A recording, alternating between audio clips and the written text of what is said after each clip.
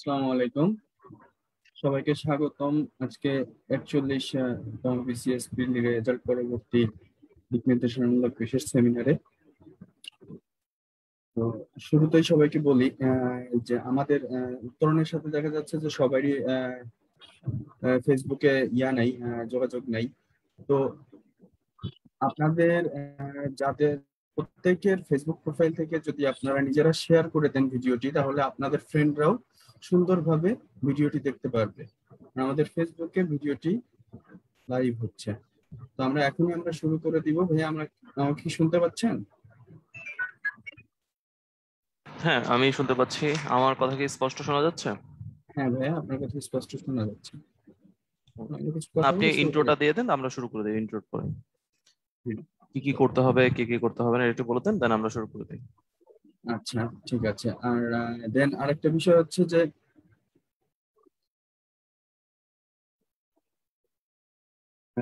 আমাকে শোনা যাচ্ছে? হ্যালো? জি জি, শুনতে পাচ্ছি আপনাকে।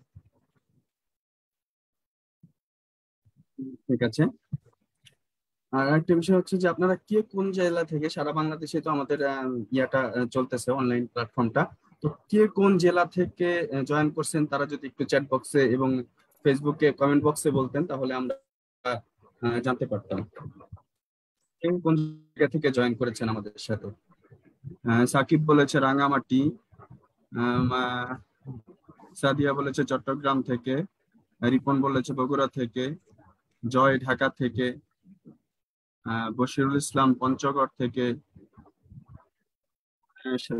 দেখতে পাচ্ছি আমরা প্রায় সারা বাংলাদেশের প্রত্যেকটা জেলা থেকেই আমাদের এখানে জয়েন করেছে। সব জেলায় আসিফ ইসলাম যশোর থেকে, আসাদুজ্জামান ঠাকুরগাঁও থেকে।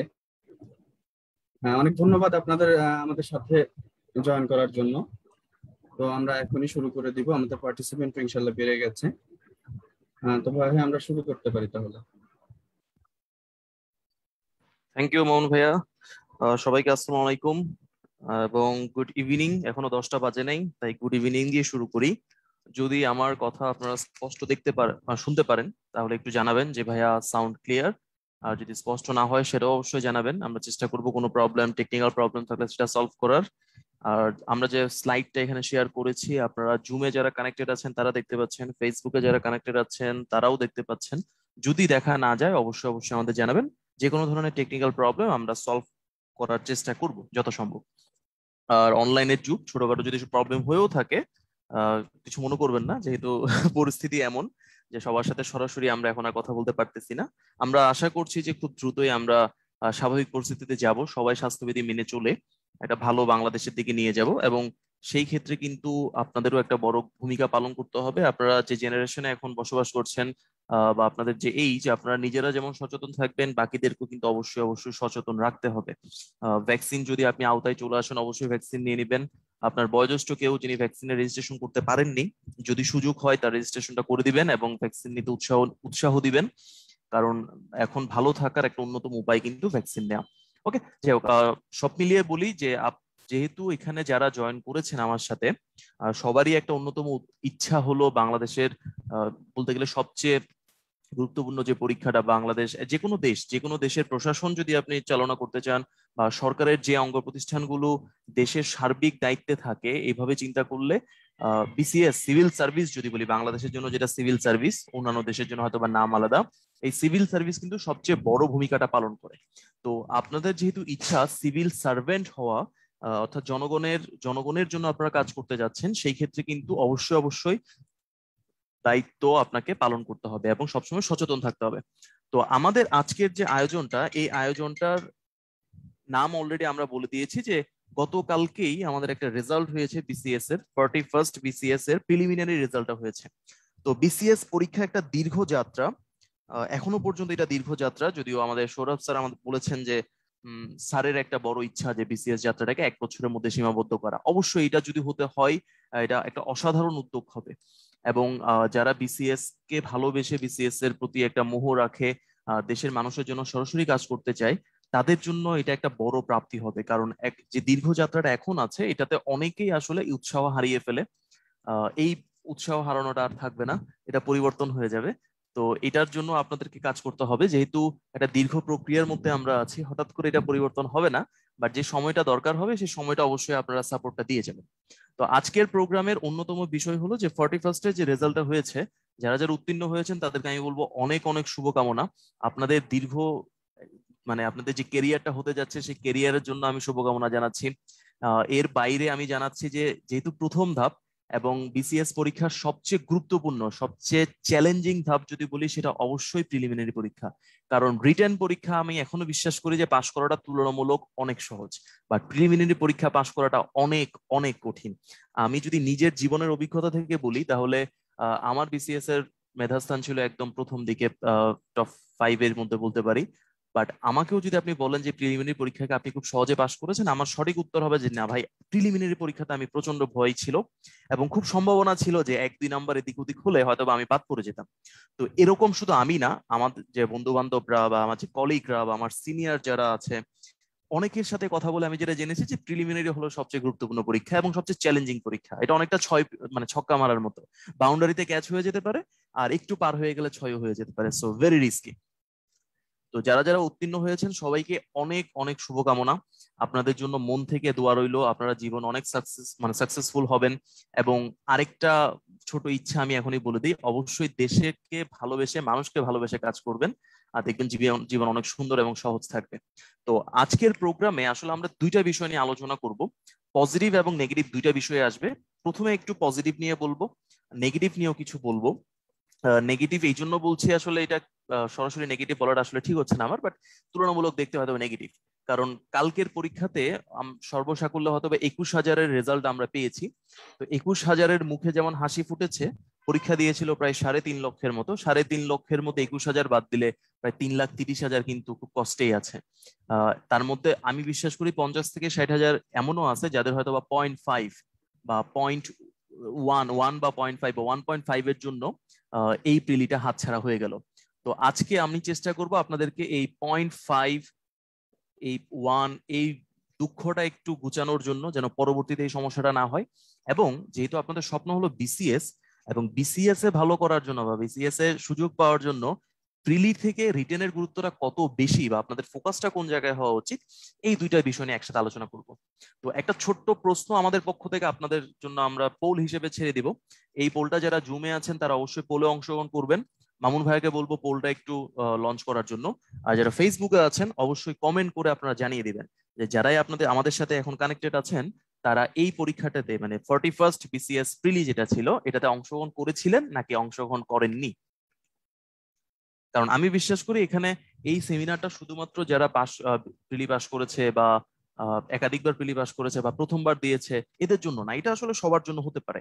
কারণ বিসিএস এমন একটা পরীক্ষা যেটা প্রতি বছরই একবার করে হয়, প্রিলি রিটেন ভাইভা, প্রতি বছরই কিন্তু একটা প্রিলি হবে, প্রতি বছরই একটা ভাইভা হবে, প্রতি বছরই একটা রিটেন হবে।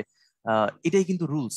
সো সবাই আসলে কন্টিনিউয়াসলি দিতে থাকে। 4th ইয়ারে যে আছে তারও যেমন জানা উচিত, দ্বিতীয়বার যিনি প্রিলি দিয়েছেন, যিনি এখনো ভাইভা দেননি, তারও কিন্তু এটা জানা উচিত। তো সর্বসাকুল্যে আমরা আমরা আমাদের মনে হয়েছে যেটা, যে অবশ্যই এখানে 2% থাকা উচিত। এবং আপনারা বিশ্বাস করবেন না, আমি অনলাইনে পোলটা দেখতে পাচ্ছি, একদম হাড্ডাহাড্ডির লড়াই যেটাকে বলে, আপনার নিউজিল্যান্ড এবং ইংল্যান্ডের যে ফাইনালটা দেখেছিলেন, আমার একদম ওই ফাইনালটা মনে পড়তেছে, যে দুইটাই 50% করে আগাচ্ছে, কোন সময় উপরে 51% চলে যাচ্ছে, কখনো নিচেরটাতে 51% চলে যাচ্ছে। মানে এত হাড্ডাহাড্ডি লড়াই আমি দেখতে পাচ্ছি, যে মোটামুটি 50% অংশগ্রহণ করেছেন, 50% অংশগ্রহণ করেননি। যারা অংশগ্রহণ করে কৃতকার্য হয়েছেন তাদের জন্য শুভকামনা। যারা হয়তোবা প্রথমবার বিসিএস দিয়ে হয়তোবা বুঝতে পারেননি যে কোথায় নেগেটিভ মার্কিং গুলো হতে পারে, এই জন্য হয়তোবা হাতছাড়া হয়ে গেছে, তাদেরকে বলবো যে বিসিএস একটা লম্বা যাত্রা, একটা প্রিলি এখানে খুব বড় ইম্প্যাক্ট ফেলবে না। জাস্ট ওই উদ্যমটা রাখতে হবে, কেন বিসিএস টাকে চুজ করেছেন সেই চিন্তাটা মাথার মধ্যে পরিষ্কার রাখতে হবে, তাহলে দেখবেন পরের বিসিএস আপনি একদম শুরুর দিকে স্থান পেয়েছেন। এটা হলো আমার পক্ষ থেকে। ওকে, সো পোলের রেজাল্টও আমি আপনাদের সাথে একটু শেয়ার করব। শেয়ার করলে আপনারা রেজাল্টটা দেখতে পারবেন। আপনারা ফেসবুকেও যারা অংশগ্রহণ করেছেন সেখানেও আমি দেখতেছি প্রায় 50% অংশ পরীক্ষা দিয়েছেন, 50% এবার দেননি, হয়তো বা সামনে 43 বিসিএসটা দিবেন। তো এই হলো মোটামুটি ঘটনা। আচ্ছা, সো যারা প্রিলি পাস করে ফেলেছেন তাদের পরবর্তী টার্গেট হলো রিটেনে কত ভালো করা যায়।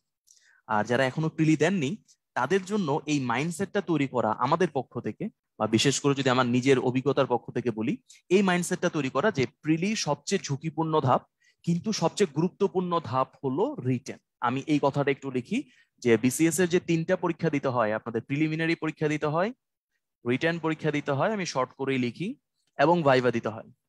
এই 3টাকেই কিন্তু যারা যারা বিসিএস এ বিভিন্ন সময় উত্তীর্ণ হয়েছে, ভালো রেজাল্ট করেছে, সবাই কিন্তু এই 3টারই একটা স্পেসিফিক নাম দিয়ে রাখে।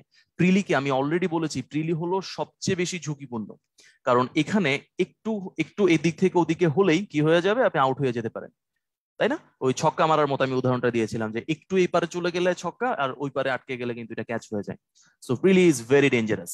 কিন্তু আপনাদের স্বপ্ন যেহেতু বিসিএস, এই প্রিলি দিয়ে আপনি কখনো ক্যাডার হতে পারবেন না, এটা আমি বলে দিই। প্রিলি দিয়ে কিন্তু ক্যাডার হওয়া যায় না। ক্যাডার হতে হলে আপনাকে অবশ্যই রিটেন দিতে হবে। সো রিটেনকে আমরা বলি নির্ধারণী, সরি, আপনি ক্যাডার সার্ভিসে যুক্ত হতে পারবেন কি পারবেন না, ক্যাডার সার্ভিসের ফাইনাল যে রেজাল্টটা দিবে, গ্যাজেটের আগে পিএসসি যে নামটা দিবে, সুপারিশ নামা, সেখানে আপনার নাম থাকবে কি থাকবে না সেটা ডিপেন্ড করতেছে পুরোটা রিটেনের উপর। কারণ আপনি বলতে পারেন যে ভাই, আমরা যতটুকু জানি যে আলটিমেট যে রেজাল্টটা হবে, সেই রেজাল্টটা তো রিটেন এবং ভাইভাকে যোগ করে হয়। দ্যাটস ট্রু, যে ফাইনাল যে রেজাল্টটা হবে সেটা হবে আপনার এই ডাব্লিউ প্লাস ভি, মানে রিটেন এবং ভাইভার যোগফল। আর স্টিল আমি এখনো বলবো, যতবারই আপনি যতজনকে জিজ্ঞেস করেন সবাই বলবে যে আপনার ক্যাডার সার্ভিসে নির্ধারণ করে দেবে রিটেন। আপনি রিটেন দিয়ে কোন ক্যাডার পাবেন সেটা নির্ধারণ করে ফেলতে পারবেন। আচ্ছা, তাহলে ভাইভার গুরুত্বটা কি? ভাইভা এখানে একটা ট্রিক্স ঘটা নাই। মনে করেন আপনি পরীক্ষা দিয়ে আপনার পজিশন হলো 400, রিটেন পরীক্ষা দিয়ে এই রিটেন পরীক্ষাতে আপনার পজিশন হলো 400। আপনি কোন ক্যাডার পাবেন আমি ওখানে যাচ্ছি না, এটা অনেক পরের আলোচনা।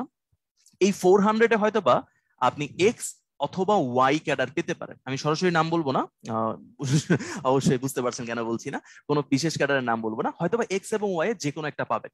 আমি এটাকে মনে করেন কারো কারো ফার্স্ট চয়েস, এটা হলো সেকেন্ড চয়েস, মানে একের ফার্স্ট চয়েসটা বেশি দেয় আর কি, এক্সটাকে বেশি দেয়। আচ্ছা, এখন এই যে ভাইভাটা আপনি দিবেন, এই ভাইভাটা আপনার নাম্বারটাকে এক্স এর কাছাকাছি নিয়ে যেতে পারে, ওয়াই এর কাছাকাছিও নিয়ে যেতে পারে। যদি আপনি পাস করেন, ফেল হলো তো আপনি রেস থেকে বাইরে চলে যাবেন, ফেলের কথাটা আমরা এখান থেকে অমিট করছি।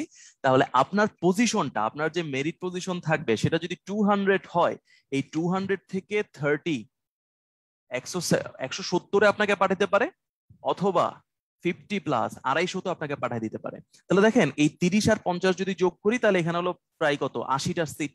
খুব কম কিন্তু ক্যাডার আছে যেখানে 80টা সিট আছে। পুলিশ এবং অ্যাডমিন যদি আপনি অমিট করেন, বাকিগুলোতে কিন্তু এত বেশি সিট থাকে না। সো পুলিশ এবং অ্যাডমিন ছাড়া বাকিগুলোতে দেখেন পুরো ক্যাডারই চেঞ্জ হয়ে গেছে। ইভেন আমি পুলিশ অ্যাডমিনের জন্য যদি বলি, আপনার বর্তমান পজিশন থেকে যদি আপনি 80 নাম্বার নিচে চলে যান, অবশ্যই আপনার ক্যাডার চেঞ্জ হয়ে যাবে। একইভাবে বর্তমান পজিশন থেকে 80 নাম্বার উপরে যদি চলে আসেন, মেরিট পজিশন 80 প্লাস হয়ে যায়, তাহলে কিন্তু আপনার ক্যাডারই চেঞ্জ হয়ে যাবে। সো ভাইভা দিয়ে আপনি ওই ক্যাডারের শুরুতে থাকবেন নাকি শেষে থাকবেন এটা নির্ধারণ করা হয়, কিন্তু ক্যাডারটা কিন্তু আপনাকে ওই রিটেন দিয়ে নির্ধারণ করতে হবে। অর্থাৎ আপনার রিটেন নাম্বার দিয়ে যে আপনাকে ক্যাডার দিয়ে দিবে সেটা আমি বলছি না, বাট আপনার রিটেন নাম্বার থেকেই মূলত আপনার ক্যাডার সার্ভিসটা নির্ধারণ হবে, আর ভাইভা দিয়ে আপনার কোন ক্যাডারটা পাচ্ছেন সেটা নির্ধারণ করা যায়। আচ্ছা, এর বাইরে কিছু স্পেসিফিক ঘটনা আছে, আমি যদি একটু ছোট করে বলি। যেমন প্রিলির পরে আপনাদের রিটেনের প্রথম ঘটনা, মানে প্রথমে যেটা জানতে ইচ্ছা হবে যে রিটেন পরীক্ষাটা কি, তো আমি একটু ছোট করে, ম্যাক্সিমামই জানেন তাও একটু ছোট করে বলি, যে রিটেন যে পরীক্ষাটা হবে, সেই রিটেন পরীক্ষাটা হবে 900 নাম্বারের জন্য। এটা মোটামুটি আপনারা সবাই এতদিনে জানেন, যেহেতু পরীক্ষা মানে বিসিএস এর জন্য আপনারা আগ্রহী। এই 900 নাম্বারটা কিন্তু শুধু একটা 900 না, এটা আসলে দুইটা 900 নাম্বার। দুইটা কালার দিয়ে লিখেছি এই কারণে, কারণ একটা 900-কে আমরা বলি জেনারেল, আর একটাকে বলি টেকনিক্যাল। অর্থাৎ যারা জেনারেল ক্যাডারে পরীক্ষা দিচ্ছেন তাদেরও 900 নাম্বারের পরীক্ষা দিতে হবে, যারা টেকনিক্যালে পরীক্ষা দিচ্ছেন তাদেরও 900 নাম্বারের পরীক্ষা দিতে হবে। আর এর বাইরে কে কে আছে? এর বাইরে আছে বোথ। বোধ দিয়ে আমরা বোঝাচ্ছি যারা জেনারেল এবং টেকনিক্যাল একসাথে অ্যাপ্লাই করেছে, তাদের পরীক্ষা দিতে হবে 1100 নাম্বার। এখন আপনি যখন পিএসসির প্রথম প্রিলিমিনারি পরীক্ষার সময় যে ফর্মটা ফিল আপ করেছেন, তখনই আপনি দিয়ে দিয়েছেন আপনি কি জেনারেল দিবেন নাকি টেকনিক্যাল দিবেন নাকি বোধ দিবেন, তাহলে সেই অনুযায়ী নিজেদের সাথে মিলাই নেন। আচ্ছা, এবার প্রিলিতে আপনাকে যদি বলি যে প্রিলিতে 5 নাম্বার কত, আপনি আমাকে বলতে পারবেন না। এটা আসলে কেউ বলতে পারে না যে প্রিলিতে আসলে 5 নাম্বার কত। এবারের প্রিলিতে 5 নাম্বার কত ছিল সেটা আমরা একটু একটু পরে আসতেছি। বাট প্রিলির 5 নাম্বার কিন্তু পিএসসি কখনোই বলে না, বা কোনো সার্কুলারে কোনো নোটিশে কোথাও আপনি পাবেন না। কিন্তু রিটেনের কিন্তু একটা ফিক্সড 5 নাম্বার আছে। এই ফিক্সড 5 নাম্বারটা হলো 50%, দ্যাট মিনস 450। অর্থাৎ আপনি যদি জেনারেলে 450 পান, জেনারেল যে সাবজেক্ট গুলো থাকবে সেখানে 450 পান, আপনি পাস। আপনি যদি টেকনিক্যালও 450 পান আপনি পাস। এখন বলতে গেলে যে বোতে কি তাহলে 50% মানে 550 পেতে হবে না, বোতের আলাদাভাবে কোনো ক্যালকুলেশন হবে না। আপনি বোথ সাবজেক্টে পাস করবেন যদি আপনি জেনারেলও 450 পান এবং আপনি টেকনিক্যালও 450 পান, মানে 450 প্লাস। আপনি যদি জেনারেলে আলাদাভাবে 450-এর উপরে পান এবং একই সাথে টেকনিক্যালে 450-এর উপরে পান, তাহলে আপনি কিন্তু বোথ সাবজেক্টে পাস করবেন। এই হলো ক্যালকুলেশন। আচ্ছা, এর বাইরে আরেক দুইটা ট্রিক্স বা দুইটা ঘটনা আপনাকে জেনে রাখতে হবে, আমি লাল কালি দিয়ে নোট করে দিচ্ছি। যদি কোনো সাবজেক্টে আপনি লেস দেন 30% নাম্বার পান, লেস দেন 30% মানে কি, আপনি যদি 29 আউট অফ 100 অথবা 59 আউট অফ 100 পান, এই দুইটা ঘটনা 29 আউট অফ 100 বা 59 আউট অফ 200 পান, সেই ক্ষেত্রে আপনার কোনো নাম্বার যোগ হবে না। তার মানে কি আপনি ফেল না, এর অর্থ কিন্তু আপনি ফেল না। আবারও বলি, এর অর্থ আপনি ফেল করছেন এমন কিন্তু না। এর অর্থ হলো এই নাম্বার দুইটা আপনার এই টোটাল নাম্বারের মধ্যে যোগ হবে না। এখন একটা হাইপোথেটিক্যাল ঘটনা চিন্তা করি। হাইপোথেটিক্যাল ঘটনা কেমন, যে আপনাদের সাবজেক্ট হলো Bangla, English, Bangladesh affairs, international affairs, science, science এবং আইসিটি একসাথে বলে দিলাম, ম্যাথ এবং মেন্টাল এবিলিটি একসাথে বলে দিলাম। তাহলে এখানে 200, এখানে 200, এখানে 200, ইন্টারন্যাশনালে 100, সায়েন্সে 100, ম্যাথ এবং মেন্টাল এবিলিটি দুইটা মিলে 100। এই হলো টোটাল 900 নাম্বার। কোনো ভদ্রলোক বা আনফরচুনেটলি হয়তোবা ম্যাথ এবং মেন্টাল এবিলিটিতে দুইটা মিলে পাইছে হলো 59, সরি 29। আর এই যে বাকি যে সাবজেক্টগুলো বাংলা থেকে সায়েন্স পর্যন্ত, এখানে যোগফল পাইছে হলো 450। আবারও বলেন, ম্যাথ এবং মেন্টালিটি এই দুইটা মিলে উনি 29 পাইছে, দ্যাট ইজ লেস দেন 30%। আর বাকি যে সাবজেক্টগুলো Bangla, English, Bangladesh affairs, international affairs এবং সায়েন্স, এগুলো মিলে হয়তো বা সে 450 পেয়ে গেছে। ওই ভদ্রলোক কিন্তু এখানে পাস করবেন। এখন উনি ক্যাডার পাবেন, কোন ক্যাডার পাবেন সেটা পরের বিষয়, বাট উনি কিন্তু পাস অবশ্যই করবেন। ঠিক আছে, এটা কিন্তু একটু ভালো মতো মাথায় রাখবেন। কিন্তু আনফরচুনেট ঘটনাটা কি দেখেন, উনি যদি এখানে এই 29-এর জায়গায় 30 পেত, তাহলে কিন্তু উনার নাম্বার হয়ে যেত 480। বেসিক্যালি উনি পাইছে কত, বেসিক্যালি উনি পাইছে 479, বাট কাউন্ট হবে কিন্তু 450, কারণ একটা সাবজেক্টে উনি লেস দেন 30% পাইছে। তো এই বিষয়টা খুবই খুবই মাথায় রাখবেন, কারণ এখানে একটা খুবই ডেঞ্জারাস সাবজেক্ট আছে। এটা বাঙালি হিসেবে আমরা কেন জানি খুব বেশি ভয় পাই, যেটা হলো ইংলিশ। আপনি 100 জনের সাথে কথা বলবেন, তার মধ্যে 70%ই বলবে যে ইংলিশে আমার একটু দুর্বলতা আছে, ইংলিশে ভয় লাগে। অনেক বেশি ইংলিশ লিখতে গেলে আমার যে সাবজেক্ট মানে বানানগুলো ঠিক থাকে না, সেন্টেন্স মেকিং ঠিক হয় না, সুন্দর শব্দ মুখ দিয়ে লিখতে পারি না বা মুখে আসে না, বা ইংলিশ স্পিকিং আমার খুব একটা ভালো না। সো ইংলিশের প্রতি একটা কিন্তু হিউজ ভয় মানুষের থাকে। এবং দেখা যায় এখানে অনেকেই আসলে লেস দেন 30% নাম্বার পেয়ে যায়। সেই ক্ষেত্রে দেখেন এই পুরো নাম্বারটা কিন্তু অমিট হয়ে যাবে। সো ভেরি ভেরি কেয়ারফুল, কোনো নাম্বার মানে কোনো সাবজেক্টের নাম্বার যেন কাটা না যায়, তাহলে কিন্তু ওই যে 480টা 450 হিসেবে কাউন্ট হয়ে যাবে। আপনি 450-তে ক্যাডার পাবেন কিনা পাবেন আমি জানি না, বাট 480-তে কিন্তু ক্যাডার পাওয়ার সম্ভাবনাটা অনেক বেশি বেড়ে যাবে। এটা একটা মানে ডেঞ্জারাস ট্রিক্স ছিল, মানে ডেঞ্জারাস ঘটনা, একটু আমি আপনাদের মনে করিয়ে দিয়েছি। এটা মাথায় রাখবেন, কোনো সাবজেক্টে 30%-এর নিচে যেন না যায়। ওকে, তো যেটা আমরা বলতেছিলাম যে দুইটা আলাদাভাবে পরীক্ষা দেওয়া যাবে, 450 যদি পান তাহলে আপনি পাস। আচ্ছা, সো পাস এবং ক্যাডারের মধ্যে একটা বড় পার্থক্য আছে। আমি একটু ছোট করে পার্থক্যটা আপনাদেরকে দেখাই। এটাকে 3 ভাগে ভাগ করতেছি আমি। একটা হলো 450, একটা হলো ক্যাডার সার্ভিস, আরেকটা হলো first, second or third choice. মানে মানুষ, প্রত্যেকটা ব্যক্তির একজন স্বাধীনতা আছে, স্বাধীনভাবে সে একটা বিশেষ প্রফেশনকে ভালোবাসতে পারে, এটা যার যার ব্যক্তিগত স্বাধীনতা। এই জন্য আমি জাস্ট ফার্স্ট, সেকেন্ড, থার্ড যেগুলোকে সবচেয়ে বেশি সে পছন্দ করে সেগুলোকে লিখলাম। আমি আপনাদের জন্য একটা প্রশ্ন রাখবো, এটা ফেসবুকে যারা দেখছেন আপনারাও অবশ্যই কমেন্ট করে জানাবেন, এবং এখানে যারা আছেন চ্যাট বক্সে অবশ্যই আমাকে জানাবেন। প্রশ্নটা হলো যে 450, কোনো ভদ্রলোক যদি 450 পায় সে কিন্তু অবশ্যই পাস। 450 পেয়ে ক্যাডার পাওয়ার সম্ভাবনা কত, বা ক্যাডার কি পাবে? হ্যাঁ না না, জাস্ট এটা আমাকে বলেন, ওরা কি ক্যাডার পাবে নাকি না? এটা একটু জানান তো ভাইয়া। 450 পেলে ক্যাডার পাবে নাকি পাবে না, এটা আমাকে চ্যাট বক্সে জানান, আমি একটু আপনাদের রেসপন্সটা দেখি।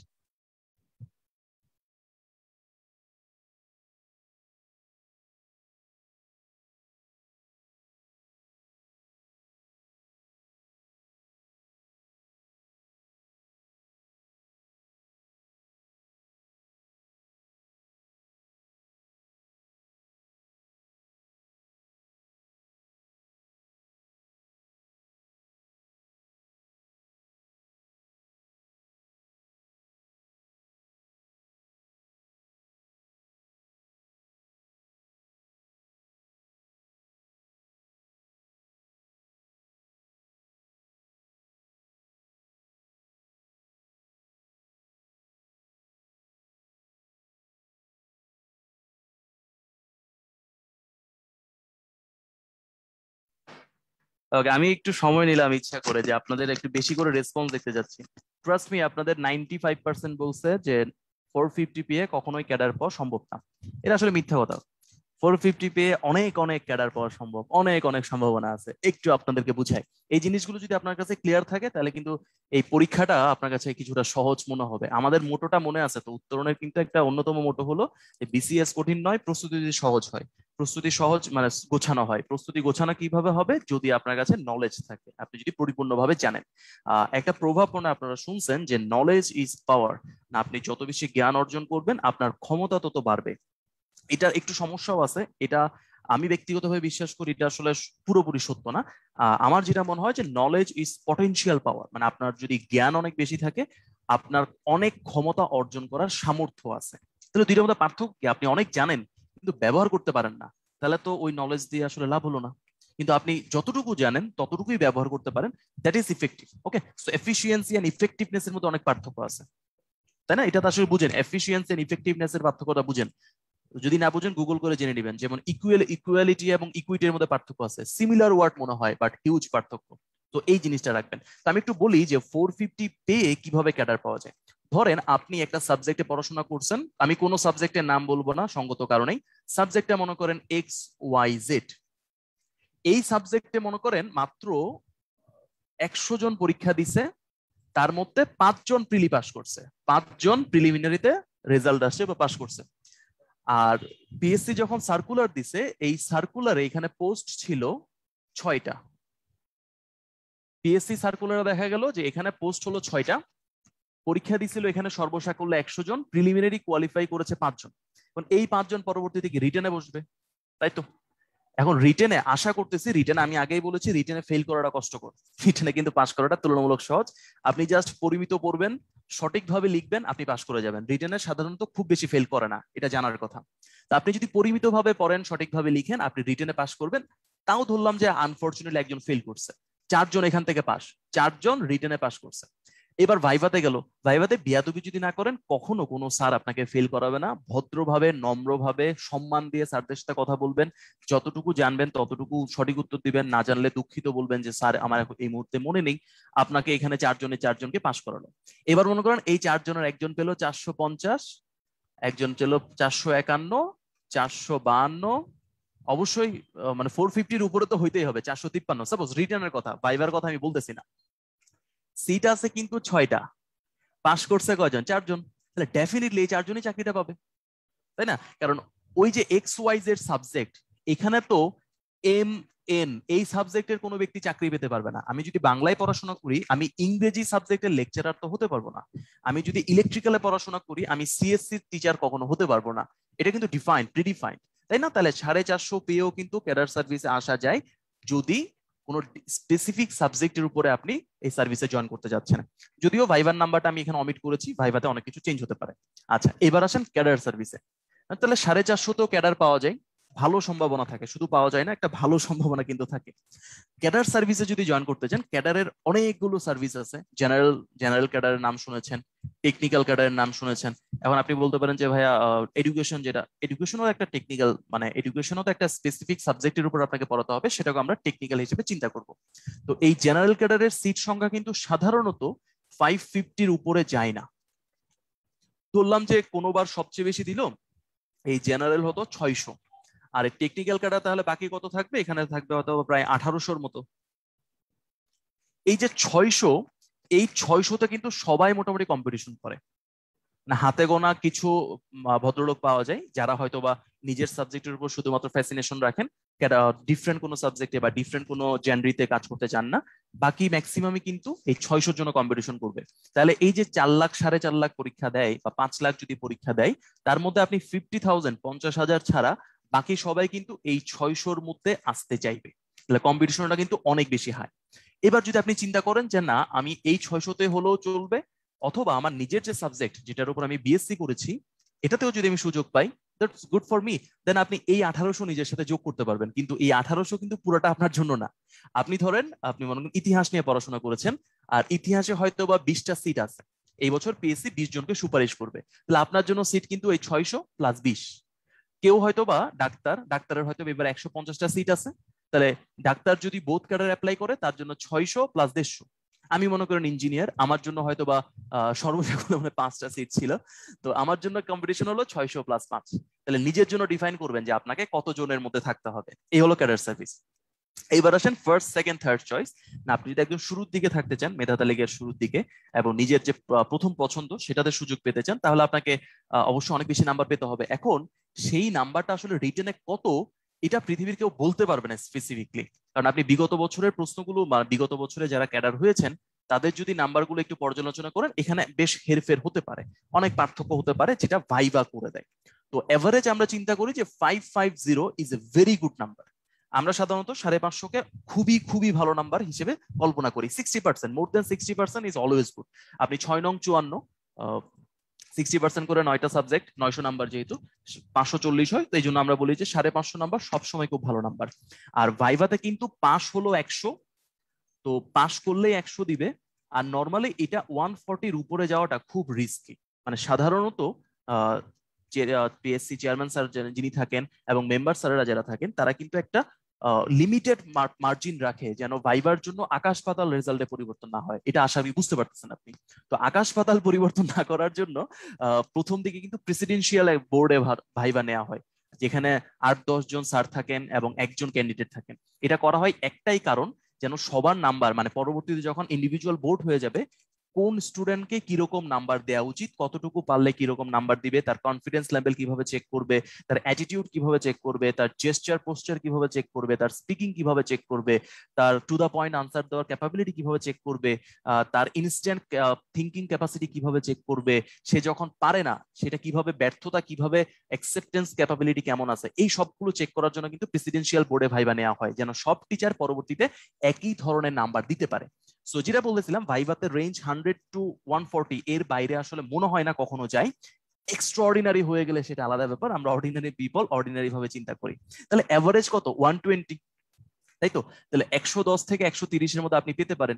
তাহলে দেখেন 550 আর 120 দুইটা মিলে হয়তো বা 670। তো 670 যদি আপনি ওভারঅল পান, আশা করা যায় আপনি প্রথম যে চয়েসটা দিয়েছেন বা সেকেন্ড যে চয়েসটা দিয়েছেন এখানে সিলেক্ট হয়ে যাবেন। ওকে, তাহলে প্রথমত বলছি, ক্যাডার সার্ভিস আসার জন্য 450 পেলেও অনেক সময় সম্ভব। আর স্পেসিফিকলি আপনার জন্য কোন কয়টা সিট আছে এটা ক্যালকুলেশন করে নেবেন, এবং পছন্দের ক্রমে যখন শুরুতে থাকতে যাবেন তখন আপনার ক্যালকুলেশনটা কিভাবে করতে হবে বা টার্গেটটা কোথায় সেট করতে হবে এটা একটু মার্জিনাল করে নেবেন। ওকে, আচ্ছা, এইবার আসেন এই 550টাকে একটু ভাগ করি। এই যে 550, আমি বললাম যে ভাই 550 পাওয়ার একটা চেষ্টা করবেন। 550 কিভাবে পাবেন? সাবজেক্ট গুলো আশা করি মনে আছে, যে বাংলা আছে, ছোট ছোট করে লিখলাম, ইংলিশ আছে, বাংলাদেশ অ্যাফেয়ার্স আছে, ইন্টারন্যাশনাল অ্যাফেয়ার্স আছে, জেনারেল সায়েন্স, এখানে আইসিটি বা ট্রিপলি এগুলো আছে, একসাথে লিখে দিলাম, ম্যাথ প্লাস মেন্টাল এবিলিটি। নাম্বারগুলো সবারই মনে আছে আশা করি, 200, 200, 200, এখানে কিন্তু 600 হয়ে যায়, 100, 100, 100। ওকে, এইবার আমি আপনাকে একটা প্রশ্ন করব, চ্যাট বক্সে আমাকে বলবেন। সেটা হলো এই যে মানে এখানে যে এখানে যে 6টা সাবজেক্ট আমি আলাদাভাবে লিখলাম, এই 6টা সাবজেক্টের মধ্যে কোন 3টা সাবজেক্টে নাম্বার তোলা ইজি? আমি সাবজেক্টকে ইজি বলি নাই, কেউ আমাকে ভুল ভাবেন না, সাবজেক্ট কোনোটাই সহজ না, নাম্বার তোলা সহজ। চ্যাট বক্সে বলেন তো, কমেন্ট করে জানাতে পারেন, আমি দুইটাতেই চোখ রাখছি। কমেন্ট করে বলতে পারেন অথবা চ্যাট বক্সে বলতে পারেন কোন সাবজেক্টে নাম্বার তোলাটা তুলনামূলক সহজ। সাবজেক্ট সহজ আমি কখনোই বলবো না, সাবজেক্ট সবগুলোই কঠিন নাম্বার তোলা। এখন আপনাদের উত্তরগুলো মোটামুটি মিলে যাচ্ছে। গুড। হ্যাঁ, এখন আমি মোটামুটি দেখতেছি আপনারা ম্যাক্সিমামই কাছাকাছি কথাই বলতেছেন। It's true, it's true, it's true, but it's not true for everyone, সবার জন্য এটা ট্রু না। তো এখানে দুই ধরনের উত্তর আমি দিব। কেউ কেউ বলবে যে ম্যাথ, মেন্টাল এবিলিটি, সাথে জেনারেল সায়েন্স, সাথে ইংলিশ, এই একটা পোর্শন আছে। আমি এরকম কিছু উত্তর পেয়েছি। আরেকটা উত্তর পেয়েছি Bangladesh affairs, Bangla, international affairs. আমি কিন্তু দুইটা জেনরি আলাদা করে ফেলেছি, আশা করি বুঝতে পারতেছেন, দুইটা আলাদা আলাদা জেনরি তৈরি করেছি।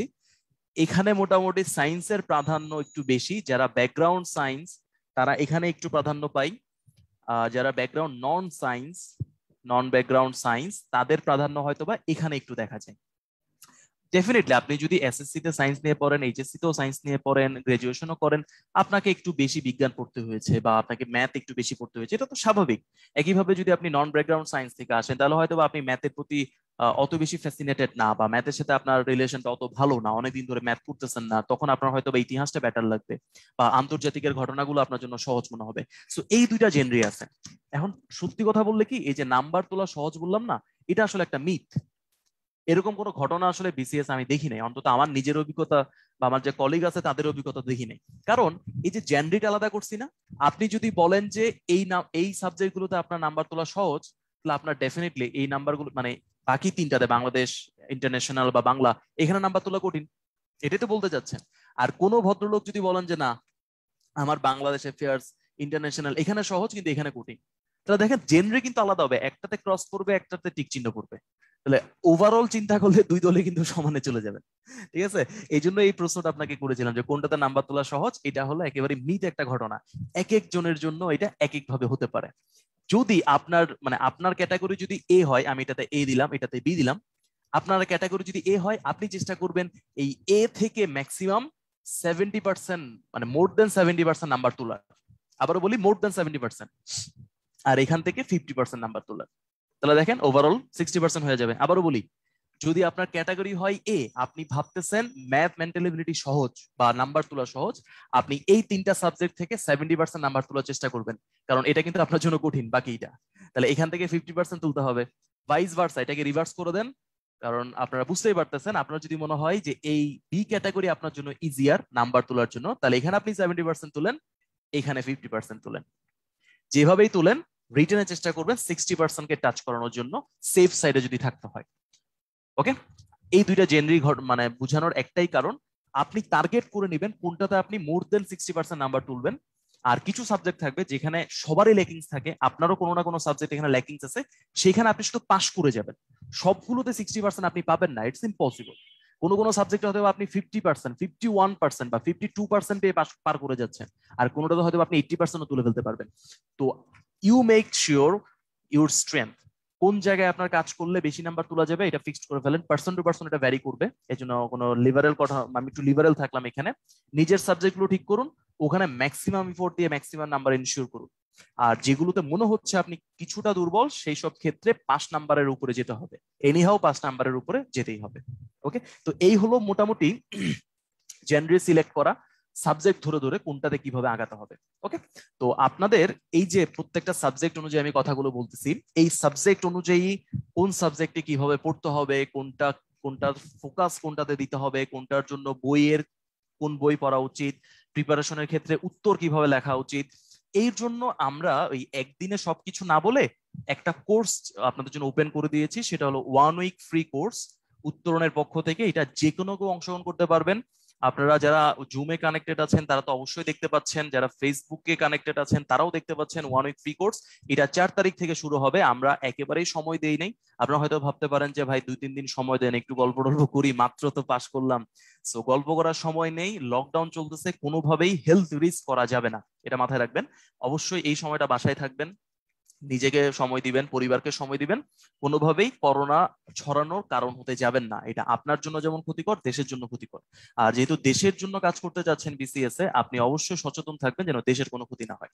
সো যেটা বলছিলাম, বেশ কিছু সাবজেক্টের বেশ কিছু ট্রিক্স নিয়ে আমরা একটা টোটাল কোর্স ডিজাইন করেছি, যেখানে Bangladesh affairs, international affairs, math, mentality মনে একটু থাকবে না, বা বাংলা, 3টা সাবজেক্ট আমরা মোটামুটি এখানে ধরেছি। এই 3টা সাবজেক্টের উপর 3 দিন ক্লাস হবে, 3 দিন পরীক্ষা হবে। তো এই 3টা ক্লাসের ফিচার গুলো কি হবে, মানে ফিচার গুলো যদি আমি একটু বলি, একটু সরি, ফিচার গুলোর মধ্যে আমরা প্রথমে দেখাবো, মানে সবচেয়ে গুরুত্বপূর্ণ যেটা বিসিএস এর জন্য, প্রশ্ন কিভাবে পর্যালোচনা করতে হয়। মানে প্রশ্ন ধরে ধরে, আপনি বিভিন্ন সাবজেক্টের প্রশ্ন ধরে ধরে কিভাবে বুঝবেন যে পরবর্তী বছরে কোন প্রশ্ন আসতে পারে, এটা আমরা শিখাবো। দেন আমরা শিখাবো সবগুলো তো পারবো না একটা এই কোর্সের মধ্যে, মানে ফ্রি কোর্সের মধ্যে আর কি। স্পেসিফিক কিছু প্রশ্ন যেগুলো বারবার আসে, এই স্পেসিফিক কিছু মানে প্রশ্নের উত্তরের প্যাটার্ন কি রকম হয়, এই প্রশ্নের উত্তরের প্যাটার্ন আমরা একাধিক অনেকগুলোই দেখাবো। আপনি নিজেই বলতে পারবেন যে কোনটা আসলে ভালো, কোনটা গোছানো। কারণ আমাদের আলটিমেট কাজ কিন্তু গোছানো প্রস্তুতি নেওয়া। সো আমরা কোন উত্তরের নমুনাটা গোছানো সেটা আপনাদের সামনে রিপ্রেজেন্ট করব, আপনারাই বুঝে নেবেন যে এইটাই হলো সবচেয়ে গোছানো উত্তর এবং এইভাবে আমাকে আঁকাতে হবে। আর 3 নাম্বার হলো টাইম ম্যানেজমেন্ট, যেটা রিটেনের জন্য মোস্ট ইম্পর্টেন্ট। এই 3টে জায়গায় আমরা ফোকাস করব। সো আমি একটু একটা পোল দিয়ে আপনাদের সাথে একটু যোগাযোগ করি, অনেকক্ষণ ধরে আমি কথা বলে যাচ্ছি। যে এই 1 উইক ফ্রি কোর্স যেটা যেটা আমরা আগে থেকে সার্কুলার করছিলাম যে রেজাল্ট দেওয়ার পরবর্তীতে আমরা শুরু করব, আপনারা কি এখানে রেজিস্ট্রেশন করেছেন কি করেন নাই? মামুন ভাইকে একটু রিকোয়েস্ট করবো পোলটা লঞ্চ করে দেওয়ার জন্য। যারা ফেসবুকে আমাদের সাথে কানেক্টেড আছেন তারাও আমাকে কমেন্ট করে জানাতে পারেন যে এই রেজিস্ট্রেশনটা 1 উইক ফ্রি কোর্সের রেজিস্ট্রেশনটা আপনারা করেছেন কি করেন নাই। আমি একটু ডিসহার্টেন, মানে আমি একটু কষ্ট পেয়েছি আর কি আপনাদের উত্তরগুলোতে। অনেকেই রেজিস্ট্রেশন করেননি। আমি যেটা দেখতে পাচ্ছি 60-70% মতো রেজিস্ট্রেশন এখনো করেননি। আমি আপনাদেরকে একদম রিকোয়েস্ট করব এখনই রেজিস্ট্রেশন করে ফেলেন। রিটেন সম্পর্কে একটা পূর্ণাঙ্গ ধারণা আপনারা পেয়ে যাবেন। আর উত্তরণের সাথে যদি আপনারা যুক্ত আগে থাকেন তাহলে তো অবশ্যই সিস্টেম সম্পর্কে জানেন। আর যদি নতুন হয়ে থাকেন তাও কিন্তু আপনারা অবশ্যই অনেক বেশি লাভবান হবেন, স্পেসিফিকলি কোন জায়গা থেকে নাম্বার সহজে তোলা যায় এই অংশটার জন্য। ওকে, যারা এখনো পার্টিসিপেট করেন একটু আমাদেরকে জানিয়ে দিন আপনারা রেজিস্ট্রেশন করেছেন কি করেননি, এটা যদি আমাদের জানিয়ে দেন আমরা এখন প্রসেসটা আপনাদেরকে দেখিয়ে দিতে পারবো। আর যারা রেজিস্ট্রেশন করেছেন তাদেরও একটু আমরা প্রসেসটা দেখাবো যে কোনো কারণে আপনারা ভুল কোর্সে রেজিস্ট্রেশন করেছেন কিনা সেটা একটু আসলে এনশিওর হওয়া উচিত। ওকে ওকে, আমরা রেজাল্ট পেয়ে গিয়েছি। তাহলে আমরা দেখতেছি 30%-এর মতো আপনারা রেজিস্ট্রেশন করেছেন, বাকিরা এখনো রেজিস্ট্রেশন করেননি। তো আমার এখন অন্যতম কাজ হলো আপনাদেরকে আসলে দেখানো যে আমরা যে 1 উইক কোর্সটা থ্রো করতে যাচ্ছি সেখানে কিভাবে রেজিস্ট্রেশন করবেন এবং রেজিস্ট্রেশনের পরে কোর্সগুলো কিভাবে আপনারা এনরোল করতে পারবেন। সো আমি এখান থেকে বিদায় নিয়ে আপনাদের ওয়েবসাইটে নিয়ে যাই।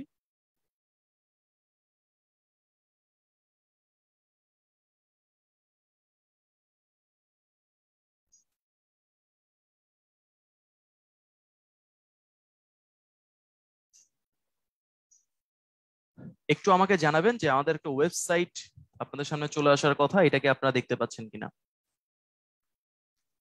ওয়েবসাইটটা যদি আপনাদের স্ক্রিনে চলে আসে একটু আমাদের চ্যাট বক্সে জানাবেন বা কমেন্ট করে জানাবেন।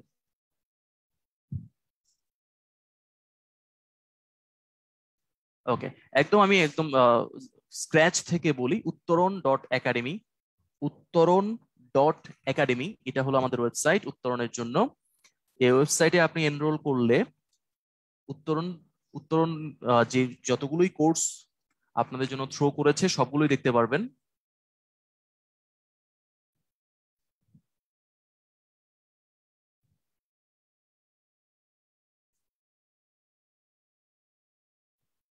আপনাদের সাথে কানেক্টেড আছে উত্তরণ। ওকে, চলে এসেছে। তো এখানে একদম শুরুতেই কিন্তু সবগুলো কোর্স সম্পর্কে লেখা থাকে। তো আপনারা যেহেতু প্রিলিমিনারি পরীক্ষা দিয়ে রিটেনের জন্য প্রস্তুতি নিচ্ছেন, আপনাদের জন্য কি আছে 41তম বিসিএস লিখিত 1 উইক ফ্রি কোর্স। পরবর্তীতে ফুল কোর্স শুরু হচ্ছে, সেটা হলো 16ই আগস্ট। আর ফ্রি কোর্স আজকে হলো 2 তারিখ, আজকে আমরা সেমিনার নিব বলেছিলাম, এটা তো শুরু হয়ে গেছে। আর মূল কোর্সটা শুরু হবে 4 তারিখ, কালকে বাদে পরশু থেকে। তো কিভাবে এখানে করবেন, আপনারা যদি আওয়ার কোর্স এখানে থাকেন এই আওয়ার কোর্স থেকে যেতে পারবেন, অথবা আপনি যদি একটু নিচে নামেন আমাদের কোর্সগুলো এখানে দেয়া থাকে, এখান থেকে আপনি নিয়ে নিতে পারবেন। দেখুন 41তম বিসিএস 1 উইক ফ্রি কোর্স, এখানে যদি আপনি ডিটেলস যান, ডিটেলসের সম্পূর্ণ কোর্স সম্পর্কে আপনাকে একটা আইডিয়া দিয়ে দিবে। এখানে থাকছে 3টা lecture, free lecture, PDF class note, teacher যে ক্লাসটা নিবেন ওইটার একটা পিডিএফ ভার্সন আপনাদেরকে দিয়ে দিবে। প্রত্যেকটা ক্লাসের পর রিপ্লে ভিডিও আপনারা দেখতে পারবেন। আপনি যদি কোনো কারণে ক্লাসটা মিস করেন বা অর্ধেক ক্লাস করে আপনি হয়তো অন্য কোনো কাজে ব্যস্ত হয়ে গিয়েছেন, সেই ক্ষেত্রে আপনি এটার ভিডিও রিপ্লে দেখতে পারবেন। প্রত্যেকটা ক্লাসের উপর একটা স্ট্যান্ডার্ড এক্সাম, এটা কিন্তু রিটেন এক্সাম, আমি এটা নিয়ে একটু কথা বলবো ডিটেলসে। রিটেন এক্সাম হবে, অ্যানালাইসিস রিপোর্ট এবং এসএমএস এর মাধ্যমে রেজাল্টটা জানিয়ে দেওয়া হবে। এবং এটা কিন্তু একদম ফ্রি, এনরোল করা যাবে একদম ফ্রিতেই। এখানে আপনাদের বিসিএস সম্পর্কে সবকিছু ঘটনা বলে দিয়ে লাস্টে কিন্তু এনরোল নাও, এই এনরোল নাওতে এসে আপনি ক্লিক করবেন। আবার বলি এনরোল নাও, এখানে এসে ক্লিক করবেন। ওকে, এনরোল নাও ক্লিক করলে এরকম পেজ আসবে না। আপনাদের জন্য স্টুডেন্ট লগ ইন, আমি রেজিস্টারে যাই, যারা একেবারেই নতুন তারা এরকম একটা ফর্ম দেখতে পারবেন, রেজিস্ট্রেশন ফর্ম। এখানে নিকনেম দিবেন, মোবাইল নাম্বার দিবেন। নিকনেম এবং মোবাইল নাম্বার দিলেই মোটামুটি আপনাদের কাজ অনেকটাই হয়ে যাবে। পরবর্তীতে আপনার এসএসসি এইচএসসি সাল কত বা কততম বিসিএস দিয়েছেন এগুলো আপনাকে দেখাবে। আমি একটা জাস্ট চেক করি, মনে করেন ABC, এটা হলো কারো নিকনেম, মোবাইল নাম্বার হয়তো 01, মনে হয় একটা ভ্যালিড মোবাইল নাম্বার দিতে হবে, আমি দিয়ে দিই। পুরোটাই দিতে হবে দাদা, তারপরে একটা ওটিপি আসবে।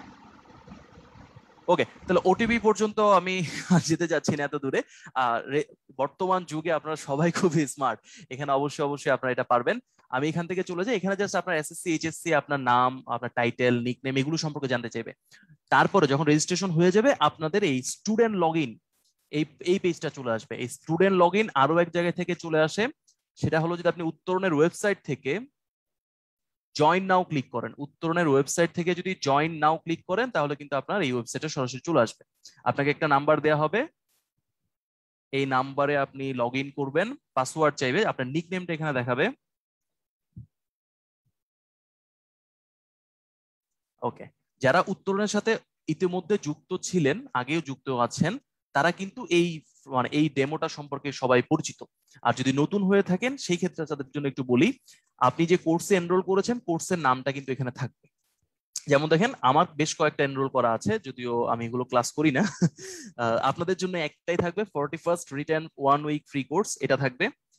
এর সাথে লেকচার এবং এক্সাম এই দুটাই কিন্তু থাকবে। যেমন আপনাদের 4 তারিখ যে পরীক্ষা ক্লাসটা হবে, সেই 4 তারিখের ক্লাসটা দেখেন, এই যে ডেট এবং টাইম এখানে দেয়া আছে, রিমেনিং ডে দেয়া আছে। ওই 4 তারিখে দেখবেন এখানে রিমেনিং ডে না হয়ে জয়েন চলে আসবে, তখন জয়েন চলে আসবে। ওকে, আর অন্য কোনো কোর্সও যদি থাকেন অন্য কোনো কোর্সেরটাও কিন্তু এখানে দেখা যাবে। আপাতত আমরা জাস্ট এই একটা কোর্স নিয়ে কথা বলি। এরপর আপকামিং লেকচারের পরিবর্তে ধরেন আপনি কোনো কারণে ক্লাসটা মিস করেছেন, সেই ক্ষেত্রে কিন্তু আপনি পাস্ট লেকচার দিলে যে লেকচারগুলো হয়ে গিয়েছে সেগুলো দেখতে পারবেন। এখান থেকে স্টাডি ম্যাটেরিয়ালস যেটার কথা বলছিলাম, পিডিএফ ভার্সনটা, সেই পিডিএফ ভার্সনটা আপনি ডাউনলোড করতে পারবেন। রিপ্লাই ভিডিও, যেটা রিপ্লাই ভিডিও থেকে আপনি পুরো ক্লাসটা দেখতে পারবেন। ওকে, তাহলে এটা কোথায় যাব? এটা হলো লেকচার পরিবর্তন করে, আপকামিং লেকচারকে পরিবর্তন করে পাস্ট লেকচার নিয়ে যাবো। এগুলো আমাদের মোটামুটি ক্লাস। এবার এক্সামে চলে আসি। এক্সামেও দেখেন এখানে কোর্স কিন্তু সিলেক্ট করা যায়, ওই একটাই কোর্স আপাতত দেখাচ্ছি। আপকামিং এক্সাম, যেমন এখানে একটা এক্সামের টাইম দেওয়া আছে, আমি এক্সামটা আপনাদের দিয়ে দেখাবো কিভাবে এক্সামটা দিতে হয়। আর যদি কোনো কারণে আপনার এক্সাম মিস হয়ে যায় সেটা পাস্ট এক্সামে আপনি খুঁজে পাবেন, এবং এখানে রেজাল্ট গুলো দেখানো হবে, কত নাম্বার পেয়েছেন, আর তার সলভ শিটটা কি, এগুলো দেখানো হবে। চলেন আপনাদেরকে এই রিটেন এক্সামটা একটু আমি দেখাই। যেহেতু আমাদের একটা স্পেশাল ভার্সন বা সবচেয়ে গুরুত্বপূর্ণ একটা ফিচার হলো আমরা প্রতিদিন রিটেন পরীক্ষা নিতে পারি। আজকে ক্লাস করে আপনি কালকে একটা পরীক্ষা দিতে পারবেন, এটা কিন্তু কেউ এখনো নিতে পারে না, এবং সেটা বাসায় বসেই করতে পারবেন। সাধারণত আমাদের মনোযোগ থাকে যে আমরা যদি রিটেন পরীক্ষা দিতে চাই ফিজিক্যালি যেতে হবে, আপনি বাসায় বসে বসেই রিটেন পরীক্ষা দিতে পারবেন। তার একটা ডেমো আমি দেখাই, এটা লেকচারে থাকবে, সরি এক্সামে থাকবে। এখান থেকে যদি আপনি টেক এক্সাম দেন, দেখেন আপনার জন্য একটা প্রশ্ন চলে এসেছে, এটা একটা ডেমো প্রশ্ন, Bangladesh affairs written live exam 2, just মানে ডেমো হিসেবে এটা দেওয়া আছে। কোশ্চেন, ফুল মার্কস, ডিউরেশন, আপনার নির্দেশ বলি কি কি করা যাবে কি কি করা যাবে না সবকিছু এখানে লেখা আছে, এগুলো একটু পড়ে দেখবেন। Instruction for examinees Bangla English দুইটা ভার্সনে দেওয়া থাকবে। এখান থেকে আমরা বাংলা ভার্সনটা সিলেক্ট করব, এবং করার সাথে সাথে আমাদের কিন্তু টাইমার শুরু হয়ে যাবে। দেখেন যে রিমেইনিং টাইম 29 মিনিট 57 সেকেন্ড, মানে যেই মুহূর্তে আপনি সাবমিট করবেন তখন থেকে আপনার 30 মিনিটে পরীক্ষা শুরু। তাই অবশ্যই অবশ্যই খাতা কলম নিয়ে আগে থেকেই রেডি থাকবেন। এটা কিন্তু মাস্ট, আগে থেকে রেডি থাকবেন। এবার দেখেন আপনার প্রশ্নটা এখানে আছে, এই হলো প্রশ্ন, প্রশ্নের নাম্বার, আর এখানে হলো ড্র্যাগ এবং ফাইল। তাহলে আপনি ছবি তুলে এখানে আপলোড করবেন। আপলোড করার জন্য ড্র্যাগ এন্ড ড্রপ এই অপশনটা আছে, যদি পিসি থেকে দেন, অথবা সরাসরি আপলোড আনসার ইমেজ এখান থেকে কিন্তু দিতে পারবেন। তাহলে এখানে ক্লিক করলে আপনার ফোল্ডার খুলে যাবে, ফোল্ডার থেকে আপনি যে কোনো একটা ছবি বা যে ছবিটা আপনি তুলবেন আর কি, ওই ছবিটা এখানে নিয়ে আসবেন। দেখেন চলে আসছে, আপলোড কমপ্লিট কিন্তু। ঠিক আছে, এটা মোবাইল দিয়ে আরো সহজ, পিসি দিয়ে আমি করে দেখাচ্ছি, পিসিতে যেমন সহজ মোবাইলে আরো সহজ। এভাবে প্রত্যেকটা প্রশ্নের উত্তর দেওয়ার পর সর্বশেষে গিয়ে আপনার সাবমিট বাটনটা চলে আসবে। সাবমিট বাটন আপনি ইয়েস করে দিলে আপনার পরীক্ষাটা দেওয়া হয়ে গেল। ওকে, তাহলে এখন কি দেখাচ্ছে দেখুন তো, ইভালুয়েশন পেন্ডিং, অর্থাৎ আপনি যেহেতু রিটেন পরীক্ষা দিয়েছেন, এই রিটেন প্রশ্নটা মানে পরীক্ষার খাতাটা একজন টিচারের কাছে চলে যাবে। টিচার যখন এটা মার্কিং করবে, মার্কিং করার পর আপনি কত নাম্বার পেয়েছেন, কোন কোন জায়গায় আপনার ভুল হয়েছে সবগুলো কিন্তু এখানে দেখাবে। ওকে, এটা কিন্তু অবশ্যই অবশ্যই মাথায় রাখবেন যে সবগুলো উত্তর। আচ্ছা, এখন এই যে স্যাম্পল আনসার, অর্থাৎ আমরা আপনি যে পরীক্ষাটা দিবেন সেই পরীক্ষার প্রশ্নগুলোর উত্তরগুলো কিরকম হলে ভালো হয় তার একটা ফরম্যাট আপনাকে দিয়ে দেবো। আমরা ফিক্সড কোনো উত্তর অবশ্যই কখনো বলবো না, কারণ আপনারা ক্রিয়েটিভ পারসন, আপনারা একাধিক উত্তর দিয়ে প্রশ্ন পরীক্ষা দিতে পারেন। তো সেই ক্ষেত্রে আমরা একটা ফরম্যাট দিয়ে দিব যে এই ধরনের যদি আপনি লিখেন সেটা হবে সবচেয়ে স্ট্যান্ডার্ড, সেই স্ট্যান্ডার্ডটা আপনারা ফলো করতে পারেন। সো এটার এখনো রেজাল্ট দেওয়া হয় নাই, রেজাল্ট দেওয়া হয়েছে এমন একটা আপনাকে দেখাই, তাহলে আপনি সহজে বুঝতে পারবেন। এক্সামে গেলাম, এটা হলো পাস্ট এক্সামে যদি চলে যাই, এই দেখছেন তখন এই ভিউ রেজাল্টটা দেখাবে। আপনি যদি ভিউ রেজাল্টে ক্লিক করেন, এই যে একটা উত্তর চলে আসবে। এটা অন্য একটা প্রশ্ন পরীক্ষা, এটাও একটা রিটেনের পরীক্ষা। প্রশ্নগুলো দেখেই বুঝতে পারছেন বিজ্ঞানের একটা পরীক্ষা হয়েছিল। দেখছেন এই প্রশ্নটা দেয়া আছে এবং প্রশ্নের আন্ডারে কিছু নির্দেশনা দেয়া আছে কোন কোন জিনিস এখানে ব্যাখ্যা করতে হবে এবং কোন কোন জায়গায় নাম্বার কাটা যেতে পারে। এভাবে যতগুলো প্রশ্ন থাকবে সবগুলো প্রশ্নের জন্য আপনি একটা নির্দেশনা পেয়ে যাবেন। ম্যাথ যদি হয় ম্যাথের ক্ষেত্রে ম্যাথটা সলভ করে দেওয়া থাকবে, বা অন্য কোনো বিষয় যদি হয়, বাংলাদেশ যদি হয় সেক্ষেত্রে অথবা কোন জায়গায় চিত্র দিতে হবে, কোন চিত্রটা দেওয়া উচিত, এই সম্পর্কে আপনারা একটা সুন্দর আইডিয়া পেয়ে যাবেন। আর এর বাইরে আপনারা যেটা পাবেন সেটা হলো রিটেনের জন্য আপনার দৈনন্দিন যে ঘটনাগুলো ঘটতেছে সেটা বাংলাদেশ এবং বিশ্বে, এগুলো কিন্তু খুবই খুবই গুরুত্বপূর্ণ। এই মান্থলি অ্যাফেয়ার্স যেটা দেখতে পাচ্ছেন, মান্থলি অ্যাফেয়ার্সে প্রতি মাসের প্রত্যেকটা গুরুত্বপূর্ণ ঘটনা আমরা এখানে লিস্ট করে দিই। যেমন আমি যদি প্রথমে বলি, আপনি হয়তোবা জুন মাসেরটা দেখতে যাচ্ছেন, জুন মাসে কোথায় কি ঘটেছে, এখানে আপনি সাবজেক্ট সিলেক্ট করতে পারবেন যে জুন মাসে বাংলাদেশে কি কি ঘটেছে। দেখেন তারিখ অনুযায়ী প্রত্যেকটা ঘটনা এখানে দেয়া আছে, এবং শেষে যেগুলো রিটেনের জন্য গুরুত্বপূর্ণ, যেমন বিশ্বমঞ্চে বাংলাদেশের কি কি ঘটনা ঘটেছে, জাতীয় অধ্যাপক 3 পদক জয়ী এদের সম্পর্কে, আন্তর্জাতিক দিবস হয়েছে, হোয়াটসঅ্যাপ ব্যাংকিং সেবা, মাথাপিছু ডলার আয় কত এখন, এগুলো সম্পর্কে একটা বিস্তারিত আলোচনা এখানে থাকে।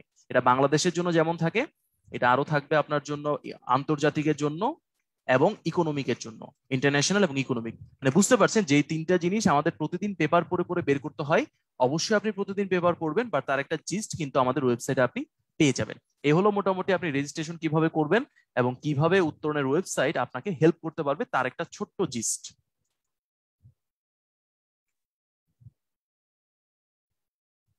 তাহলে আমরা আবারও ফিরে আসি। তাহলে অবশ্যই অবশ্যই আমরা আশা করবো আপনারা রেজিস্ট্রেশনটা করে ফেলবেন এবং রেজিস্ট্রেশন করে ফ্রি কোর্সে আপনারা অবশ্যই এনরোল হবেন। তাহলে কি কি সাবজেক্টে ক্লাস হবে? প্রথম যে ক্লাসটা হবে, যেটা হবে 4 তারিখ, সেটা হলো বাংলাদেশ ও আন্তর্জাতিক বিষয়াবলী। আমরা অবশ্যই দুইটা সাবজেক্টই পড়াবো না, বা দুইটা সাবজেক্টের জিস্ট অংশটা, কিভাবে নাম্বারটা এক্সট্রা তোলা যায়, কোন প্রশ্নগুলোর প্যাটার্ন কেমন হওয়া উচিত সেটা আপনাদেরকে বলে দিব। আর তার পরীক্ষাটা হবে 4 তারিখে, যে ক্লাসটা হবে তার পরীক্ষাটা হবে 6 তারিখ। রিটেন এক্সাম, লিখে পরীক্ষা দিতে হবে, ছবি তুলে আপলোড দিয়ে দিবেন। একজন এক্সামিনার সেটাকে ক্রস চেক করে নাম্বার কোথায় পেয়েছেন, কত নাম্বার পেয়েছেন, কোথায় নাম্বার কাটা যাচ্ছে, কেন কাটা যাচ্ছে, সেগুলো ডিটেলস আপনাকে জানিয়ে দিবে। এভাবে তিনটা ক্লাস হবে, 4, 6, 8, বাংলাদেশ ও আন্তর্জাতিক, বাংলা গাণিতিক যুক্তি, এবং পাশে লাইভ এক্সামের সময়টা আপনাদেরকে দেওয়া আছে। এটা আপনারা ফেসবুকে পেয়ে যাবেন, আমাদের ওয়েবসাইটেও পেয়ে যাবেন, অথবা আমাদের কল সেন্টারে যদি যোগাযোগ করেন আপনাদেরকে জানিয়ে দেওয়া হবে। সো যে স্পেশাল ফিচারটার কথা বলেছিলাম সেটা হলো লিখিত পরীক্ষা। এখন রিটেন পরীক্ষা মানে রিটেন যে প্রিপারেশনটা আপনি নেবেন, সেখানে লিখিত পরীক্ষার গুরুত্বটা কেমন আমি একটু বলি। আপনাকে পরীক্ষা দিতে হবে মোট 900 নাম্বারের। এই 900 নাম্বারের পরীক্ষার মধ্যে বাংলা পরীক্ষাটা হলো 4 ঘন্টা, ইংলিশ পরীক্ষাটা 4 ঘন্টা, বাংলাদেশ অ্যাফেয়ার্স পরীক্ষাটা 4 ঘন্টা, ইন্টারন্যাশনাল অ্যাফেয়ার্স এই পরীক্ষাটা 3 ঘন্টা, ম্যাথ পরীক্ষাটা 2 ঘন্টা, সায়েন্স 3 ঘন্টা, মেন্টাল এবিলিটি হলো 1 ঘন্টা। তাহলে 3, 4, 12, 15, 17, 20, 21, আপনাকে 21 ঘন্টায় 21 আওয়ার্স পরীক্ষা দিতে হবে। কত দিনে? টানা 5 দিনে। আপনি যদি খুব মানে আপনার লাক যদি খুব ভালো না হয়, মাঝখানে কখনো শুক্রবার পড়ে না, রবিবার থেকে শুরু হয়, বৃহস্পতিবারে শেষ হয়ে যায়। এটা মোটামুটি গভর্নমেন্ট অফিসের মতো, রবিবারে শুরু, বৃহস্পতিবারে শেষ। এই যে 5 দিনে 21 ঘন্টা লিখা, আমার মনে হয় না আপনি কখনো এর আগে লাইফে এত কম সময়ে এত বেশি লিখেছেন। আমি 2টা রিটেন দিয়েছি। প্রথম রিটেনটা দেওয়ার পর আমার মনে হয়েছিল যে মানে প্রথম রিটেনের 1-2টা পরীক্ষার মনে হয়েছিল যে আর দিব না, মানে এত কষ্ট করা যায় না, হাত কালো হয়ে যায়, আঙ্গুলের ওখানে একটা বড় গর্ত হয়ে যায়, শরীরের কথা নাই বললাম, কারণ সকাল বিকাল পরীক্ষা থাকে, বাসায় এসে পরের দিনের পড়া পড়বো, এটা তো অকল্পনীয় ব্যাপার। তাহলে এই যে 21 ঘন্টা প্রিপারেশন, মানে 21 ঘন্টার যে পরীক্ষা, এই দীর্ঘ পরীক্ষাটার প্রস্তুতি আপনি ওই 21 ঘন্টায় নিলে হবে না। এই লিখার প্রস্তুতিটা আপনাকে এখন থেকে নিয়ে নিতে হবে। আমরা ধরে নিচ্ছি নভেম্বরের 15 তারিখে পরীক্ষা হবে, এর পরেও হতে পারে, আপাতত আমি জাস্ট গেস করতেছি নভেম্বরের 15 তারিখ পরীক্ষা হবে। তাহলে আজকে হলো অগস্টের 2 তারিখ, তাহলে আপনার সময় হলো অগস্ট, সেপ্টেম্বর, অক্টোবর, নভেম্বর, 3 মাস, 3 মান্থস সময় পাচ্ছেন। তাহলে এই 3 মাসের মধ্যে আপনার লেখার স্পিড ঠিক করতে হবে। আমি পয়েন্ট আকারে বলি, আপনার স্পিড ঠিক করতে হবে, কারণ প্রচুর লিখতে হবে। আপনার লেখা পরিষ্কার করতে হবে এবং টু দা পয়েন্ট মানে অগোছালো লেখা লিখা যাবে না। কারণ আপনি যখন রিটেন পরীক্ষা দিবেন দেখবেন নির্দেশনার মধ্যে লেখা আছে, যদি আপনি অবাঞ্ছিত কোনো লেখা লেখেন, প্রশ্নের সাথে মিল নেই এমন কোন উত্তর লেখেন, আপনার কিন্তু যেখানে নাম্বার পেয়েছেন সেখান থেকে নাম্বার কাটা যাবে। It's very risky. এই রিস্কটা কিন্তু কোনোভাবেই নেওয়া যাবে না। ওকে, তাহলে আপনার স্পিড বাড়াতে হবে, আপনার লেখাগুলোকে স্পষ্ট করতে হবে স্যাররা যেন বুঝতে পারে, এবং প্রপার আনসার করতে হবে। এই প্রপার আনসারটাকে আমি একটু 3 ভাগে ভাগ করব। আপনি যখন বিসিএস পরীক্ষা দিবেন, এই পরীক্ষাতে 3 ধরনের লেখা লিখা যায়। কিছু লেখা হলো সংক্ষিপ্ত, মানে কিছু প্রশ্ন বা কিছু বিষয় সংক্ষিপ্ত উত্তর করতে হয়, কিছু প্রশ্ন বা কিছু বিষয়ে বিশদ উত্তর করতে হয়, আর কিছু হয় টু দ্য পয়েন্ট। আমি একটু দেখাই দেই যে কোনটা কোন জায়গায় যায়। যেমন সংক্ষিপ্ত কোন, মানে কিছু কিছু প্রশ্নের জন্য আপনাকে সংক্ষিপ্ত লেখাটা প্র্যাকটিস করতে হবে। যেমন আমি যদি বলি সারাংশ, আপনি এটা কোনোভাবে বড় লিখতে পারবেন না। তাহলে কম সময়, মানে কম কথার মধ্যে, কম সেন্টেন্সের মধ্যে, কম শব্দের মধ্যে সংক্ষিপ্ত হবে কিন্তু সুন্দর হবে, এটা আপনাকে প্র্যাকটিস করতে হবে। আপনি যদি সামারি লিখতে চান, একই ঘটনা, সারাংশ সারমমি, সেম ঘটনা ইংলিশের ক্ষেত্রে এটা হবে। এটা আপনাকে টু দা পয়েন্ট আনসার করতে হবে। আপনি যখন সাহিত্যের প্রশ্নের উত্তর দিবেন, 3 নম্বরের প্রশ্ন, 1 পেজের বেশি তো লিখতে পারবেন না, কম লিখতে হবে কিন্তু কমের মধ্যে মাধুর্যপূর্ণ হতে হবে। ঠিক আছে, 3 জায়গা থেকে আসলো। এবার আসেন বিশদ, কোথায় বিশদ লিখতে হবে। বাংলাদেশ বিষয়াবলিতে আপনি যা লিখবেন সব বিশদ হবে। আন্তর্জাতিক আপনি যা লিখবেন সেগুলোও বিশদ হবে। সংবিধানটা আমি সংক্ষিপ্তর মধ্যে রাখি। সংবিধানে তো আপনি খুব এক্সট্রা কিছু লিখতে পারবেন না, সংক্ষিপ্ত হবে বা টু দা পয়েন্ট হবে। আচ্ছা, সাথে হলো রচনা। এই অংশগুলোতে আপনি বিশদ, মানে আপনি কত বিশদ লিখতে পারেন তার একটা জিস্ট টিচারকে বুঝাইতে হবে। তারপরে কিছু প্রশ্ন থাকবে যেগুলো টু দ্য পয়েন্ট, যেমন ম্যাথ, আপনাকে টু দ্য পয়েন্ট আনসার করতে হবে, ঘুরে পেঁচে করলে আপনি 0 পাবেন। ইংলিশের ক্ষেত্রে কিছু ওয়ার্ড থাকে, সিনোনিম, অ্যান্টোনিম বা ওয়ার্ড মেকিং বা গ্রামার থাকে, এগুলো একদম টু দ্য পয়েন্ট আনসার করতে হবে, ফিক্সড। বাংলাদেশ অ্যাফেয়ার্স এর জন্য কিছু ম্যাপ রিলেটেড প্রশ্ন থাকে, অথবা কিছু ডেটা থাকবে, অর্থনৈতিক সমীক্ষা থেকে, এগুলো টু দা পয়েন্ট আনসার করতে হবে। তাহলে এই 3 ধরনের প্রস্তুতি আপনাকে কিন্তু একসাথে নিয়ে নিতে হবে। কিছু কিছু ক্ষেত্রে এমনও হবে একই প্রশ্ন আপনাকে 3 ভাবে শিখতে হচ্ছে। মনে করেন আমি আপনাকে বললাম যে ভাষা আন্দোলনের গুরুত্ব বর্ণনা করুন, তো এটাতে আমি 5 নাম্বারও দিতে পারি, 10 নাম্বারও দিতে পারি, 20 নাম্বারও দিতে পারি। তাহলে একই প্রশ্নের 3টা ফরম্যাট আপনাকে জেনে রাখতে হবে। 5 নাম্বারের জন্য আপনি কতটুকু লিখবেন, 15 নাম্বারের জন্য কতটুকু লিখবেন, 20 নাম্বারের জন্য কতটুকু লিখবেন। 5 নাম্বারে হয়তো 5টা পয়েন্ট হবে, শুরুতে একটা ভূমিকা, শেষে একটা উপসংহার। মানে ভূমিকা উপসংহার লিখবেন না, বাট এটা থাকবে। আপনি যখন 10 নাম্বারের জন্য লিখবেন, 5টা পয়েন্টকে এলাবোরেট করবেন, ভূমিকা আর উপসংহার থাকলো। যখন 20 নাম্বারের যখন লিখবেন তখন আপনাকে 10টা পয়েন্ট লিখতে হবে, ভূমিকা এবং উপসংহার সহ। তাহলে এই হলো সংক্ষিপ্ত, বিশদ এবং টু দা পয়েন্ট কিভাবে আলাদা করা যায়। ওকে, আর একদম পূর্ণাঙ্গ প্রস্তুতির কথা যদি বলি, আমাদের পূর্ণাঙ্গ প্রস্তুতির যে কোর্স সেটা শুরু হচ্ছে 16ই আগস্ট 2021। তার আগে একটা ফ্রি কোর্স, সেটা আমরা বলেছি 4 তারিখ থেকে শুরু হবে, সেটা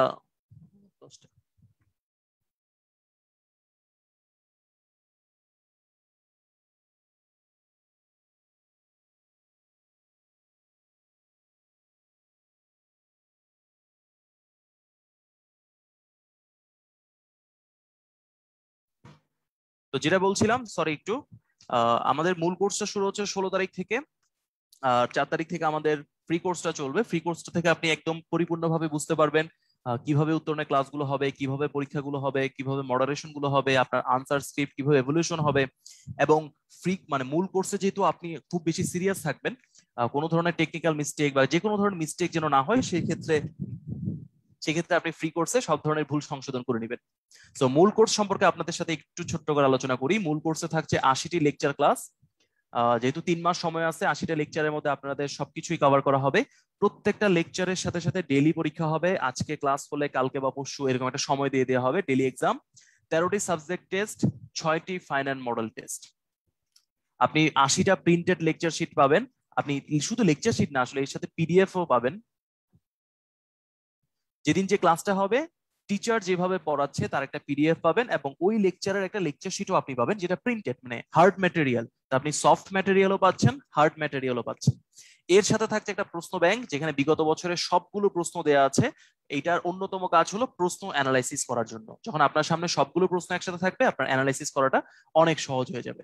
আমাদের একটা স্পেশাল ভার্সন, আপনি উত্তরণের সাথে কোনোভাবে যদি যুক্ত থাকেন বা আপনার কেউ যদি যুক্ত থাকে, আপনি এই দুইটা বইয়ের অবশ্যই নাম শুনে ফেলছেন। একটা হলো মানচিত্রে বাংলাদেশ, একটা হলো মানচিত্রে বিশ্ব।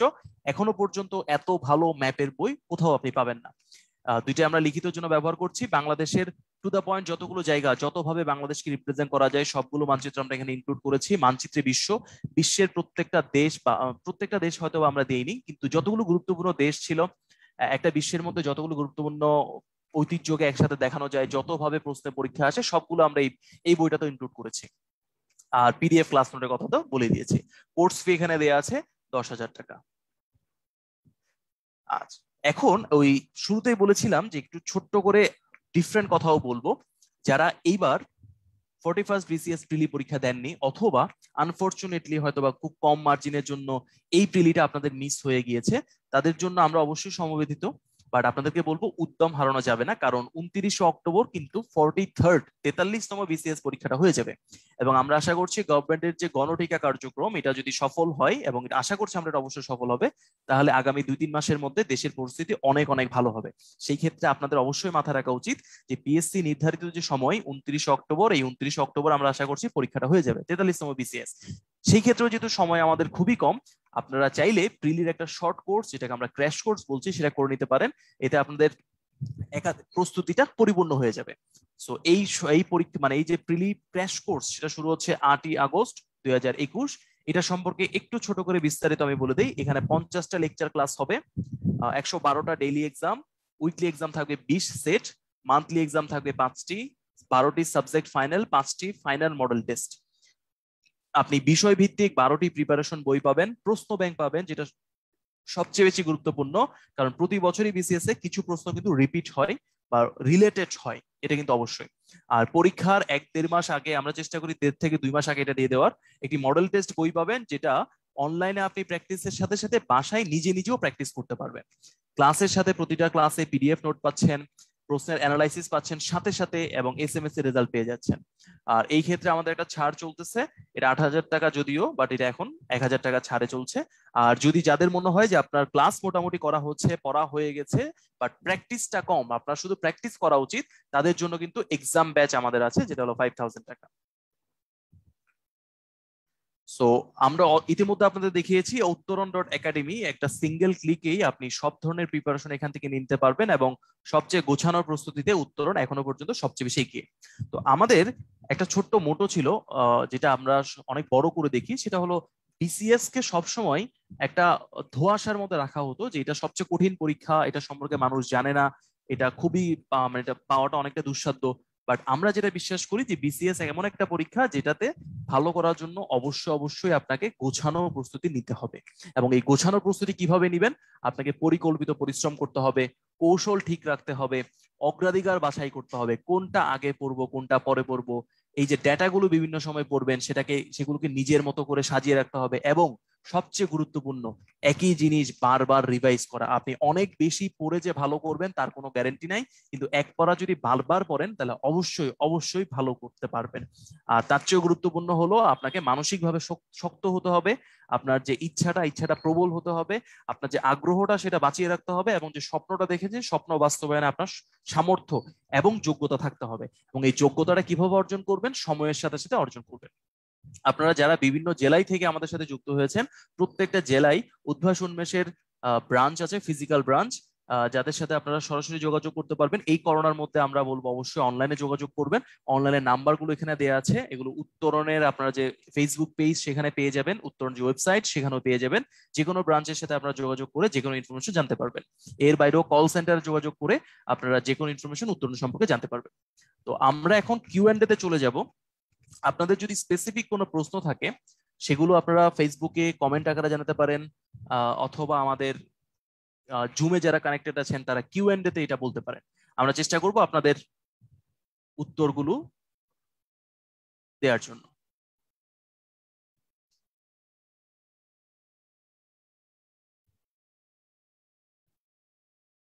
ওকে, আমি অনেকগুলো প্রশ্ন পেয়েছি, আমি কয়েকটা প্রশ্ন আপনাদের শেয়ার করি। যেমন জেনারেল এবং টেকনিক্যালের মধ্যে পার্থক্য কি আমি এটা বলেছি। কত নাম্বার পেলে জেনারেল ক্যাডার পাওয়ার সম্ভাবনা বেড়ে যায়, আমরা সবসময় বলি যে 550 is a very good number, সবসময় সেভ এটা।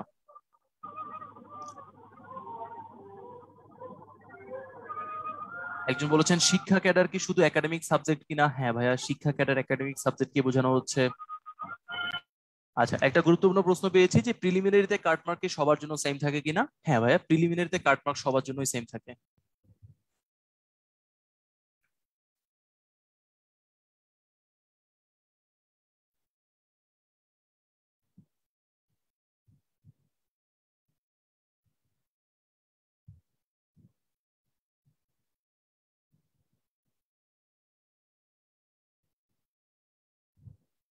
ওকে, আমি আরেকটা ছোট্ট বিষয় নিয়ে আলোচনা করব, সেটা হলো এই 41st এর কাটমার্কস কত ছিল।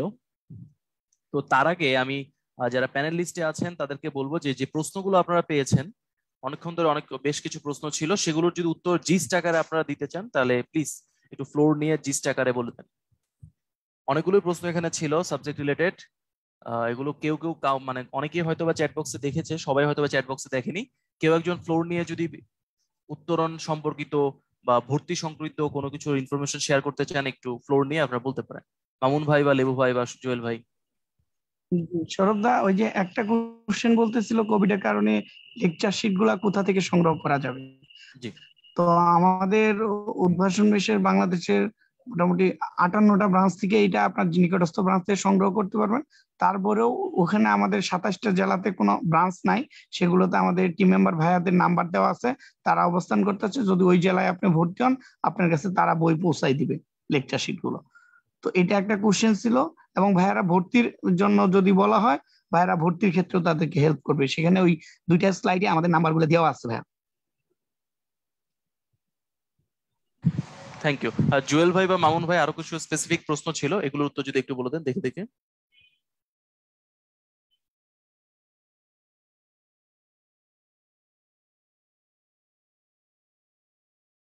আর ভাইয়া কিছু কোশ্চেন আসছিল যে ফিজিক্যালি যদি গভর্নমেন্টের শিক্ষা প্রতিষ্ঠান খুলে যায়, ফিজিক্যালি পরীক্ষা দেওয়া যাবে কিনা। উদ্ভাসন মেশ ওই সকল ব্রাঞ্চেই যদি ইয়াতে হয়, আমরা এই ফাইনাল মডেল টেস্ট গুলা বা উইকলি পরীক্ষাগুলা আমরা এখানে ফিজিক্যালি দেওয়ার ব্যবস্থা করে দিব। একটা প্রশ্ন খুব বেশি আসছিল, দেখলাম যে রিটেনের এক্সাম ব্যাচটা কবে শুরু হবে। আমাদের রিটেন যে কোর্সটা শুরু হবে 16 তারিখ থেকে। দেন 16 তারিখ থেকে শুরু হওয়ার পর নেক্সট যেদিন এক্সাম থাকবে সেদিন থেকে এক্সাম ব্যাচটা শুরু হয়ে যাবে। অর্থাৎ আপনি ধরে রাখবেন যে 16 তারিখ থেকেই এক্সাম ব্যাচটা শুরু হয়ে যাচ্ছে।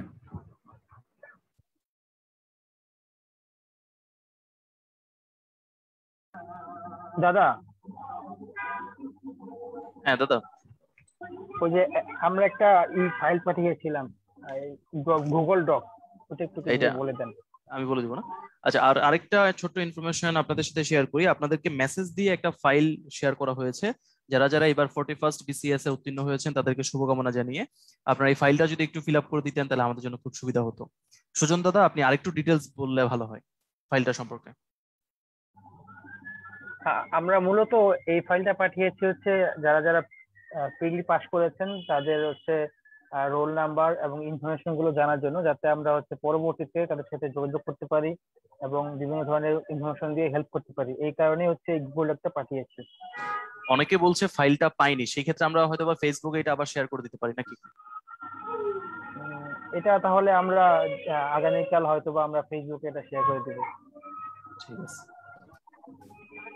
ওকে। তাহলে আরো একটা প্রশ্ন দেখতে পাচ্ছি যে বেশ কয়েকজন লিখেছে যে তারা অনার্স দ্বিতীয় বর্ষ বা তৃতীয় বর্ষে আছে, সেক্ষেত্রে তারা কিভাবে প্রিপারেশন নিতে পারে। হ্যাঁ ভাইয়া, আপনাদের জন্য আমাদের প্রিলি অ্যাডভান্স কোর্স নামে একটা প্রোগ্রাম চালু হতে যাচ্ছে সামনে। যারা অনার্স দ্বিতীয় বর্ষ থেকে চতুর্থ বর্ষ পর্যন্ত আছেন শুধু তাদের জন্য প্রি অ্যাডভান্স কোর্স। তো এটার ফি উইক শুরু হবে আগামী 14 তারিখ থেকে। আপনারা আমাদের ওয়েবসাইটে ঢুকে ওইখানে রেজিস্ট্রেশন করে ফেলতে পারেন। সামনের মাসের প্রথম সপ্তাহ থেকে আমাদের এটার মূল কোর্স শুরু হবে, মূল ক্লাস শুরু হবে আর কি। আর একজন প্রশ্ন করেছেন যে ক্লাস চলাকালীন সময়ে লাইভ কোশ্চেন করা যাবে কিনা মাইক্রোফোন অন করে। হ্যাঁ ভাই, আপনি ক্লাসের শুরুতে অথবা শেষে আমরা কিছু কোশ্চেন নিয়ে থাকি। আপনার যদি কোনো প্রবলেম থাকে অবশ্যই আপনি জিজ্ঞাসা করতে আমি পারেন। একটু অ্যাড করে দিই সাথে, মামুন ভাইয়ের সাথে। আপনারা লাইভে যে ভাইয়া আপনার সাথে ক্লাস নেবেন সে সবসময় থাকবেন, তার সাথে একজন ভাইয়া থাকবেন যিনি কিউ এন্ড তে। আপনি যে কোনো প্রশ্ন কিউ এন্ড তে বলতে পারেন, ওইটা আনসার দেওয়ার একজন টিচার থাকবে। লাইভে যিনি ক্লাস নেবেন তার সাথে কথা বলার জন্য আপনি চ্যাট বক্স ইউজ করতে পারবেন, চ্যাট বক্সে আপনি কন্টিনিউ প্রশ্ন করতে পারবেন। এবং আপনার কোনো সাবজেক্ট মানে উত্তরণ রিলেটেড কোনো সমস্যা বা টেকনিক্যাল সমস্যা থাকলে সেটা সলভ করার জন্য আরেকজন ভাইয়া থাকবেন। এই সবকিছুই আপনারা করতে পারবেন, মানে আপনি সরাসরি যিনি ক্লাস নিচ্ছেন তার সাথেও কথা বলতে পারবেন, যিনি কিউ এন্ড তে আছেন তার সাথেও কথা বলতে পারবেন, এবং সাথে যিনি উত্তরণ সম্পর্কে কোনো সমস্যা বা উত্তরণ সম্পর্কে যদি কোনো কিছু জানতে চান, এটা যদি ইনফরমেশন জানতে চান, তার জন্য আলাদা একজন থাকবে। সো 3 থেকে 4 জন, মূলত আমরা 3 থেকে 4 জন রেখে দিই এক একটা ক্লাসে যে কোনো সমস্যার সমাধান করার জন্য। দাদা আর একটা কোশ্চেন ছিল, যে একটা ভাইয়া বেশ কয়েকবার কোশ্চেন করেছে যে প্রিলিমিনারি ইংলিশ ভার্সনে দিয়েছে, বাংলা ভার্সনে রিটেন কি দেওয়া যাবে কিনা? দেওয়া যাবে। রিটেন পরীক্ষার সিস্টেম হলো, আপনি মনে করেন ইংলিশ পরীক্ষাটা ইংলিশে দিবেন, বাংলা পরীক্ষাটা বাংলায় দিবেন। বাংলাদেশ অ্যাফেয়ার্স আপনি হয় পুরোটা বাংলায় দিবেন, না হয় পুরোটা ইংলিশে দিবেন। একটা প্রশ্ন বাংলা, একটা প্রশ্ন ইংলিশ করা যাবে না। এখন মনে করেন আপনি বাংলাদেশ অ্যাফেয়ার্স ইংলিশে দিলেন, আন্তর্জাতিক আপনার বাংলায় দেওয়ার ইচ্ছে হলো আপনি দিতে পারবেন, আন্তর্জাতিক বাংলায় দিতে পারবেন, বাট পুরোটা বাংলা দিবেন অথবা পুরোটা ইংরেজিতে দিবেন, মানে অর্ধেক অর্ধেক করা যাবে না। একইভাবে বিজ্ঞান পরীক্ষাটা হয় পুরোটা বাংলায় দিবেন, না হয় পুরোটা ইংলিশে দেবেন। বাট আমার মনে হয় যে কোনো একটাতে দেয়া ভালো। আপনি যদি ইংরেজিতে দেন সবগুলো ইংরেজিতে প্রিপারেশন নেন, আর যদি কোনোটা বাংলায় দিতে চান সবগুলো বাংলায় প্রিপারেশন নেন। আর ইংরেজিতে দিলে ভালো ক্যাডার পাওয়া যায়, বেশি নাম্বার পাওয়া যায়, এটা আসলে পুরোটাই একটা অসত্য ঘটনা। এরকম কখনোই হয় না। আপনি সব জায়গায় কম্পেয়ার করে দেখতে পারেন, আসলে এটা ভুল, মানে এটা সত্য না। আপনি বাংলায় দিলেও ভালো নাম্বার পাবেন, ইংরেজিতে দিলেও ভালো নাম্বার পাবেন, ডিপেন্ড করতেছে আপনি কত ভালো পরীক্ষা দিয়েছেন তার উপর। দাদা আর আমরা কি আরেকটা আর প্রশ্নের উত্তর একটু বলে লঙ্গারিং দেই, করবো? সেটা হলো আরেকটা প্রশ্ন দিই। অনেকেই প্রিলিমিনারিতে যখন অ্যাপ্লাই করেছেন তখন বেশ কিছু ইনফরমেশন হয়তো বা ভুল হয়েছে, এই ভুলগুলো সংশোধন করা যায়, বাট সেটা হলো রিটেন পাস করার পরে, তার আগে না। রিটেন পাসের পরে আপনি অ্যাপ্লিকেশন করে পিএসসি তে ভুলগুলো সংশোধন করতে পারবেন, এবং পিএসসি খুবই ফ্রেন্ডলি। আপনি মোটামুটি প্রথম দিন অ্যাপ্লিকেশন দিয়ে দ্বিতীয় দিনই এটা ভুলটা সংশোধন করে ফেলতে পারবেন। হ্যাঁ ভাইয়া বলতেছিলেন। দাদা আমরা কি আর কিছুক্ষণ লঙ্গারিং করবো? একটা ভাইয়া কিছু কথা বলতে চাচ্ছে মেবি। অবশ্যই। ভাইয়া, ওই ভাইয়াটা বলছে উৎপল, উনি বলছে দুই একজনকে কথা বলার পারমিশন দিলে কেমন হয়? অনেক ভালো হয়, অবশ্যই আমরা কয়েকজনকে পারমিশন দেই। আচ্ছা, আপনারা একটু হ্যান্ড রেজ করেন যে কথা বলতে চান, আমরা পারমিশন দিব।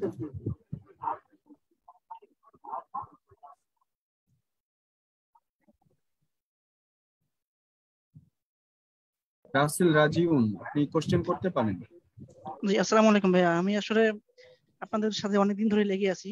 আমি হচ্ছে গিয়ে পিলি ক্লাস কোর্স করেছি, এখন রিটেন ক্লাস মানে করতেছি, কোর্সটাই পুরো করতেছি। এখন আমার প্রশ্ন হচ্ছে ভাই, আমি আসলে পিলিতে আমার আসলে আসে নাই, রোলটা আসে নাই, হয়তো আমার কোথাও ভুল ছিল, ভালো দিয়েও পরীক্ষা দিয়েও মার্ক আসে নাই। এখন আসলে ভাই আমার কি করা উচিত? আমি আসলে মনমরা, মানে হতাশ আসলে।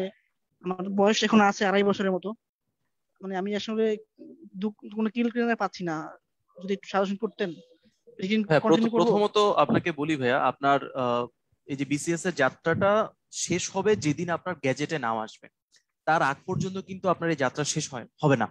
তো এই প্রিলিমিনারি রিটেন বা প্রিলি রেজাল্ট দেওয়া, রিটেনের রেজাল্ট দেওয়া, ভাইভা পরীক্ষাটা দেওয়া, এগুলো সবগুলো এক একটা স্টেপ। আপনি প্রথমবার যদি প্রিলিতে অকৃতকার্য হয়ে থাকেন তাহলে পরের প্রিলিটা ভালো করার চেষ্টা করবেন, এবং প্রথম প্রিলি এবং দ্বিতীয় প্রিলির মধ্যে আপনি যেহেতু একটা বড় সময় পাচ্ছেন, চেষ্টা করবেন রিটেনের প্রিপারেশনটা একটু এগিয়ে রাখার জন্য। এটা একটা অন্যতম কাজ, কারণ আলটিমেটলি আপনার উদ্দেশ্য কিন্তু প্রিলি পাস করা না, আপনার উদ্দেশ্য হলো ক্যাডার সার্ভিসে জয়েন করা। তো আপনার উদ্দেশ্য কিন্তু অনেক বড়, সেখানে প্রিলি একটা ছোট স্টেপ। এটা হয়তো বা প্রথমবারে আপনি কোনো কারণে আনফরচুনেটলি পার করতে পারেননি, আমরা বিশ্বাস করছি আপনি পরের বার পারবেন। তাহলে কি করতে হবে? পরের বার আপনাকে আরো শক্তিশালী হতে হবে, যেন দ্বিতীয় স্টেপে আপনি কোনোভাবে হোঁচট না খান। তো দ্বিতীয়বারে প্রিলির সাথে সাথে রিটেনটাও কিছুটা এগিয়ে রাখতে হবে। আর বিশ্বাস করছি আপনি প্রথমবার প্রিলি দিয়েছেন যেহেতু, অবশ্যই প্রিপারেশন দিয়ে নিয়েছেন। হয়তোবা হাফ নাম্বার ব্যাক নাম্বার, শুরুতেই বলছিলাম হাফ ব্যাক নাম্বার এদিক ওদিকের জন্য আনফরচুনেটলি হয়তো নামটা আসেনি। সো আমাদের পক্ষ থেকে এটাই বলবো যে অবশ্যই আপনি লেগে থাকবেন। আপনি যখনই বলবেন যে আমি আর পারবো না, তখনই আপনার জন্য রেস শেষ হয়ে যাবে। যদি আপনি বিজনেসটাকে আসলে ওইভাবে ভালোবাসেন তাহলে আপনার কখনোই রেস থেকে বের হয়ে যাওয়া উচিত না। তবে আরেকটা কথা আমি বলে রাখি, বিসিএস বলেন বা যে কোনো জব বলেন, জীবন কিন্তু সবচেয়ে বড়। জীবনকে ভালোবাসবেন, এমন কোনো কাজ করবেন না যেন নিজের প্রতি অবহেলা হয়, নিজেকে অশ্রদ্ধা করা হয়। নিজেকে ভালোবাসবেন, নিজের পরিশ্রমকে ভালোবাসবেন, নিজের উপর বিশ্বাস রাখবেন, এবং সর্বোপরি আপনি অনেক প্ল্যান করতে পারেন, বাট আলটিমেট প্ল্যানার কিন্তু দা অলমাইটি, ঈশ্বর, ভগবান, আল্লাহ, ভগবান যাই বলি, তো এই সৃষ্টিকর্তার বা আল্লাহর যে সিদ্ধান্ত, ওইটাই কিন্তু আপনাকে আর শেষ পর্যন্ত মেনে নিতে হবে। এই জন্যই বলছি জীবন অনেক বড়, আপনি হোঁচট খেতে পারেন, বাট পরের বার যে আপনি অনেক বড় লাভ দিতে পারবেন না, এই বিশ্বাসটা হারানো যাবে না। জি ভাইয়া, থ্যাংক ইউ। আমি আপনাদের সাথে লেগে আছি, ইনশাল্লাহ থাকবো। আর মাঝে মাঝে একটু আপনাদের কাছ থেকে মানে কোঅর্ডিনেট আশা করবো। বিষয় হচ্ছে আমি পিলি কোর্স করার পর অনেকটাই আপনাদের কাছ থেকে আশা পেয়েছি, আপনাদের সার্ভিসটাও আসলে খুব ভালো লেগেছে। অনলাইন কোচিং থেকে যখন রিটার্নটা করতেছি, এখন রিটার্নটাকে আমি কন্টিনিউ করব মানে সামনে আপনাদের সাথে, নাকি হচ্ছে গিয়ে এখন পিলি পড়া শুরু করবো?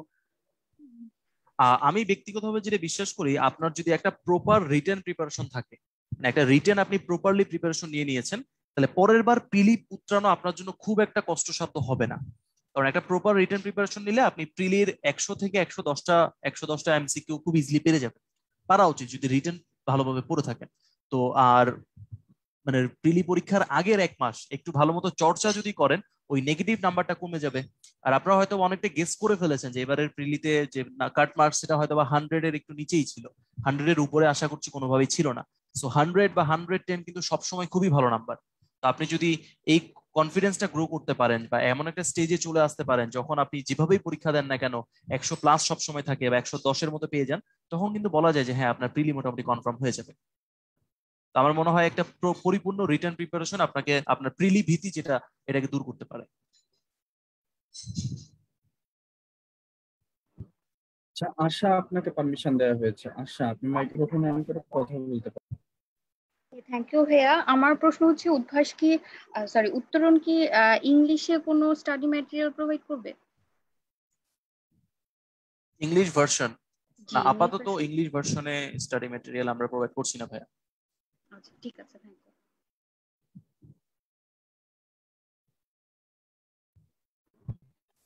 আব্দুল্লাহ, আপনার মাইক্রোফোন অন করে কথা বলতে পারেন। আব্দুল্লাহ।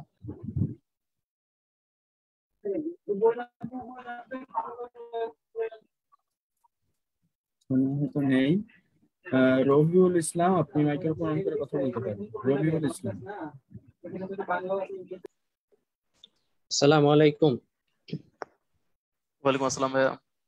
আলহামদুলিল্লাহ, আপনাদের সার্ভিস অনেক সুন্দর, অনেক শুনছি অনেক ভালো। আপনারা প্রিপারেশন রিটার্নের জন্য প্রতিদিন এক্সাম নিতেছেন, এটা আসলে বাংলাদেশের অন্য কোনো প্ল্যাটফর্মে মনে হয় এইভাবে সম্ভব না। তো প্রথমত আপনাদেরকে ধন্যবাদ দিতে চাই আপনাদের সুন্দর সার্ভিসের জন্য। আর একটা বিষয়ের জন্য একটু জিজ্ঞাসা করতে চাই, আপনাদের যে exam batch, return exam batch, এটা বললেন যে 16 তারিখ থেকে শুরু হবে, এইটার রুটিন কি মানে আগে দেয়া যায় কিনা, বা কিছুক্ষণ পরে যদি দেওয়া যায় তো এটা ভালো হইতো। আরেকটা বিষয় হচ্ছে আপনাদের সার্ভিস অনুযায়ী ঠিক আছে, পেমেন্ট যদি আসলে আরেকটু কম হইতো তাহলে এই করোনা প্যান্ডেমিক সিচুয়েশনে সবার জন্য মনে হয় খুব ভালো হইতো। এই বিষয়টা আপনাদেরকে একটু ভেবে দেখার জন্য অনুরোধ জানাচ্ছি। থ্যাংক ইউ রবিউল ভাইয়া। আমি প্রথমত বলি যে আমাদের যে রিটেন প্রোগ্রামটা, তো রিটেন প্রোগ্রামের সাথে সাথে ডেট গুলো দিয়ে দেওয়া হয় যে ক্লাস কখন, পরীক্ষা কখন। যারা শুধুমাত্র এক্সাম ব্যাচের জন্য চিন্তা করছেন তারা ক্লাসটা অমিট করলে কিন্তু তার পাশের সারিতে আর পরীক্ষাগুলো কখন হবে সেটাও জানিয়ে দেওয়া হবে। সেটা আমরা মোটামুটি 1 থেকে 1.5 মাসের প্ল্যান একসাথে দিয়ে দিই। আপনারা জানেন যে পরিস্থিতি সবসময় চেঞ্জ হতে পারে বা বিভিন্ন সরকারি ছুটি থাকে, এই জন্য পুরো প্ল্যানটা দিয়ে দিলে দেখা যায় মাঝে মাঝে হয়তো পরিবর্তন হয়। দ্যাটস আমাদের পুরো প্ল্যানটা করা থাকে, কিন্তু আমরা হয়তো এক মাস করে আপনাদেরকে দিয়ে দিব। সেটা ওয়েবসাইটে তো পেয়ে যাবেন, ফেসবুকে পেয়ে যাবেন, বা আপনাকে SMS দিয়েও জানিয়ে দেওয়া হবে। থ্যাংক ইউ ভাইয়া। আর ভাইয়া, এই যে এক্সাম ব্যাচের ফিটা কত? Only exam batch? মামুন ভাইয়া, অনলি এক্সাম ব্যাচের ফি কত?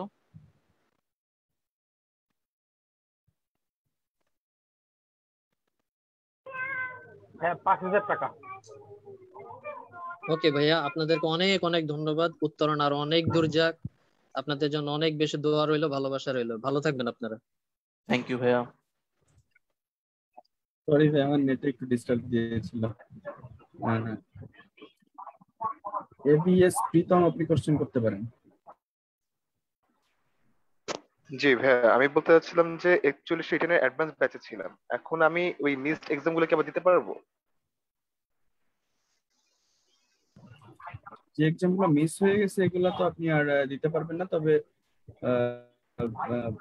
হ্যাঁ, যেগুলো মিস হয়ে গেছে এগুলো দিতে পারবেন না, তবে পরবর্তীতে এক্সাম গুলো যাতে মিস না হয় সেটা দিকে একটু খেয়াল রাখবেন।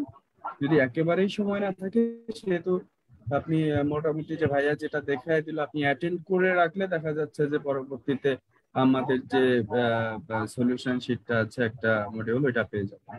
বাট আপনাকে আচ্ছা, অ্যাটেন্ড করতে হবে, যেহেতু এক্সামটা লাইভ, আপনাকে লাইভ জি। অ্যাটেন্ড করতে তার মানে হচ্ছে নতুন ব্যাচের সাথে হচ্ছে আগের পরীক্ষাগুলো দেওয়ার পসিবিলিটি নাই। হবে। না ভাই, হ্যাঁ সেটা থাকবে। আচ্ছা, ধন্যবাদ। রাশুদা, আপনি কোশ্চেন করতে পারেন। রাশুদা।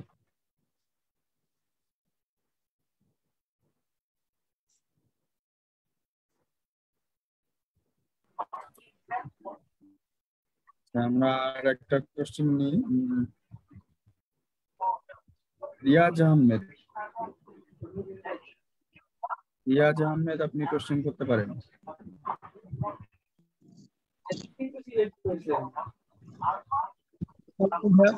আচ্ছা, সৌরভ ভাই কথা বলার প্রশ্ন ছিল।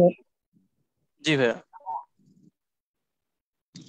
আচ্ছা ভাই, আমার প্রশ্ন হচ্ছে ভাইয়া, মানে যারা চাকরি করে তারা কি চাকরি ছেড়ে বিসিএস এর প্রিপারেশন নেবে?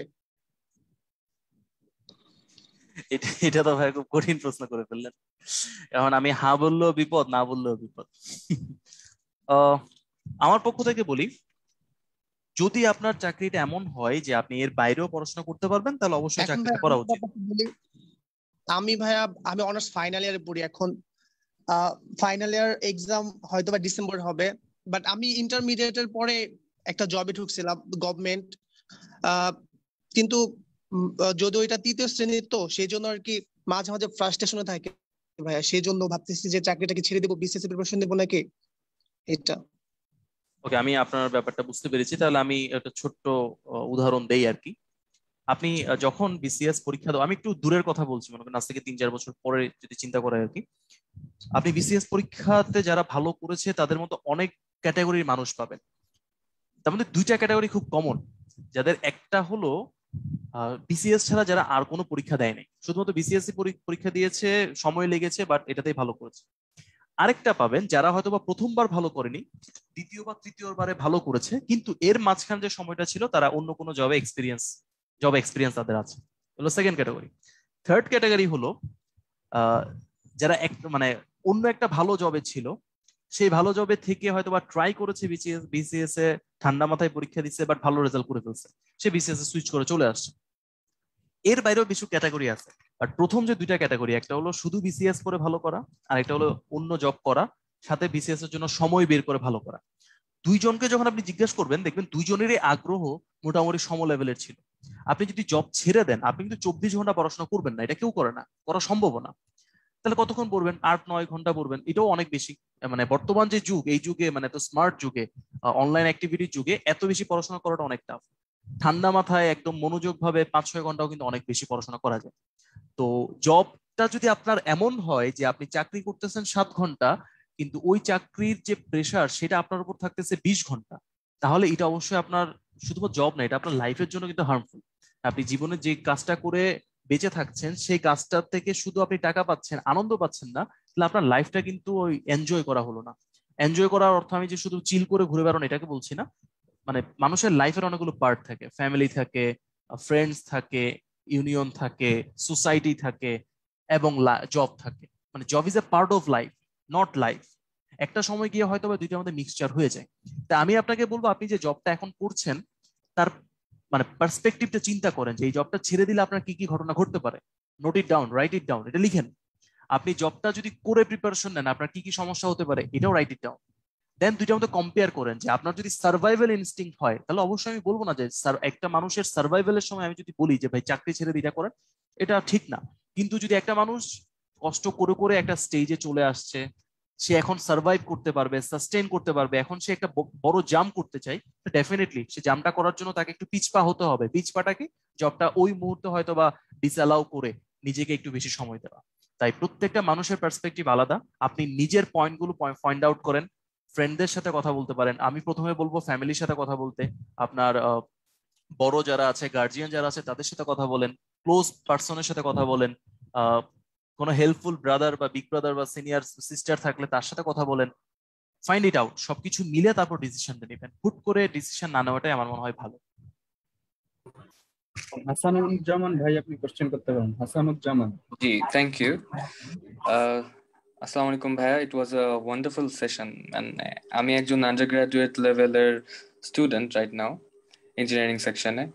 তো আমার একটা কোয়েরি ছিল যে বিসিএস এ মনোনীত হওয়ার পরে, মানে আফটার ভাইবা যদি ক্যাডার সার্ভিস পাওয়া যায়, তারপরে কি আমার এই যে আন্ডারগ্রেড লেভেলের ইঞ্জিনিয়ারিং সাবজেক্টের এগেনস্টে কি আমি হায়ার স্টাডিজের কোনো সুযোগ সুবিধা পাবো কিনা, পিএইচডি মাস্টার্স করার সুযোগ থাকবে কিনা চাকরিতে যোগদান করার পরে বা আগে, এবং সেই বিষয়ে যদি কিছু বলতেন। হ্যাঁ, আমি একটু ছোট করেই বলি। আপনার বিসিএস এ জয়েন করার পরে আপনার জবটা পার্মানেন্ট করতে হবে। জব পার্মানেন্টের আগে আসলে ছুটি নেওয়া যায় না, যেটা স্টাডি লিভের কথা বলছিলেন। Very good question. So job পার্মানেন্টের পরে আপনি যে কোনো সাবজেক্টের উপরই পিএইচডি বা মাস্টার্স করতে পারবেন। সেই ক্ষেত্রে প্রায়োরিটি পাবেন যদি আপনার জব রিলেটেড সাবজেক্ট হয়, সেই ক্ষেত্রে ছুটি পাওয়াটা অনেক ইজিয়ার। যদি গভর্নমেন্ট বর্তমানে যে সেক্টরগুলোতে কাজ করছে, ব্লু ইকোনমি বলেন, এসডিজি বলেন, এগুলোর উপর যদি কাজ করতে চান, that is also easier and you can get a very good fund. PM scholarship, অনেকগুলো স্কলারশিপ ধীরে ধীরে জেনে যাবেন, এগুলো পাওয়া যায়। এর বাইরে গিয়ে যদি আপনি ডিফারেন্ট একটা সাবজেক্টে করতে চান, সেটারও খুব ভালো ছুটি পাওয়া যায় বা সিনিয়র স্যার অ্যালাউ করে।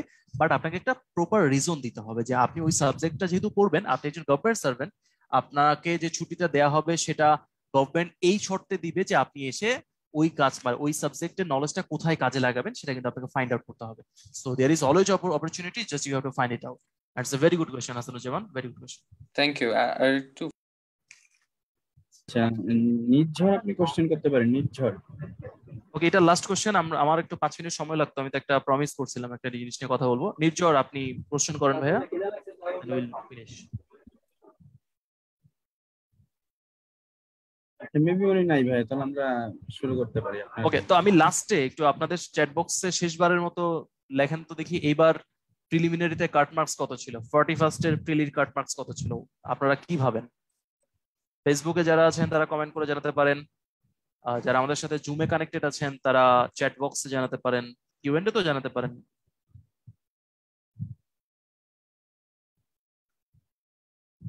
আপনার মতে কত ছিল এইবারের কাট মার্কস?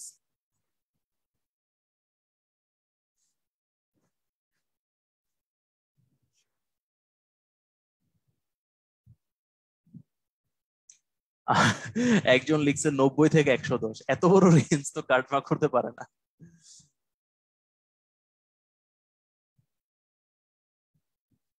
ওকে, আমি মোটামুটি পেয়েছি আপনাদের অনেকগুলো উত্তর। এখন দেখেন, কাটমার্ক আমার পক্ষে জানা কোনোভাবে সম্ভব না বা কারো পক্ষে জানা কোনোভাবে সম্ভব না, এটা খুবই কনফিডেন্সিয়াল, কখনো শেয়ার করা হয় না। একটু ছোট্ট এক্সপিরিয়েন্স শেয়ার করি। 35 থেকে বিসিএস এর প্যাটার্ন চেঞ্জ হয়ে গেছিল।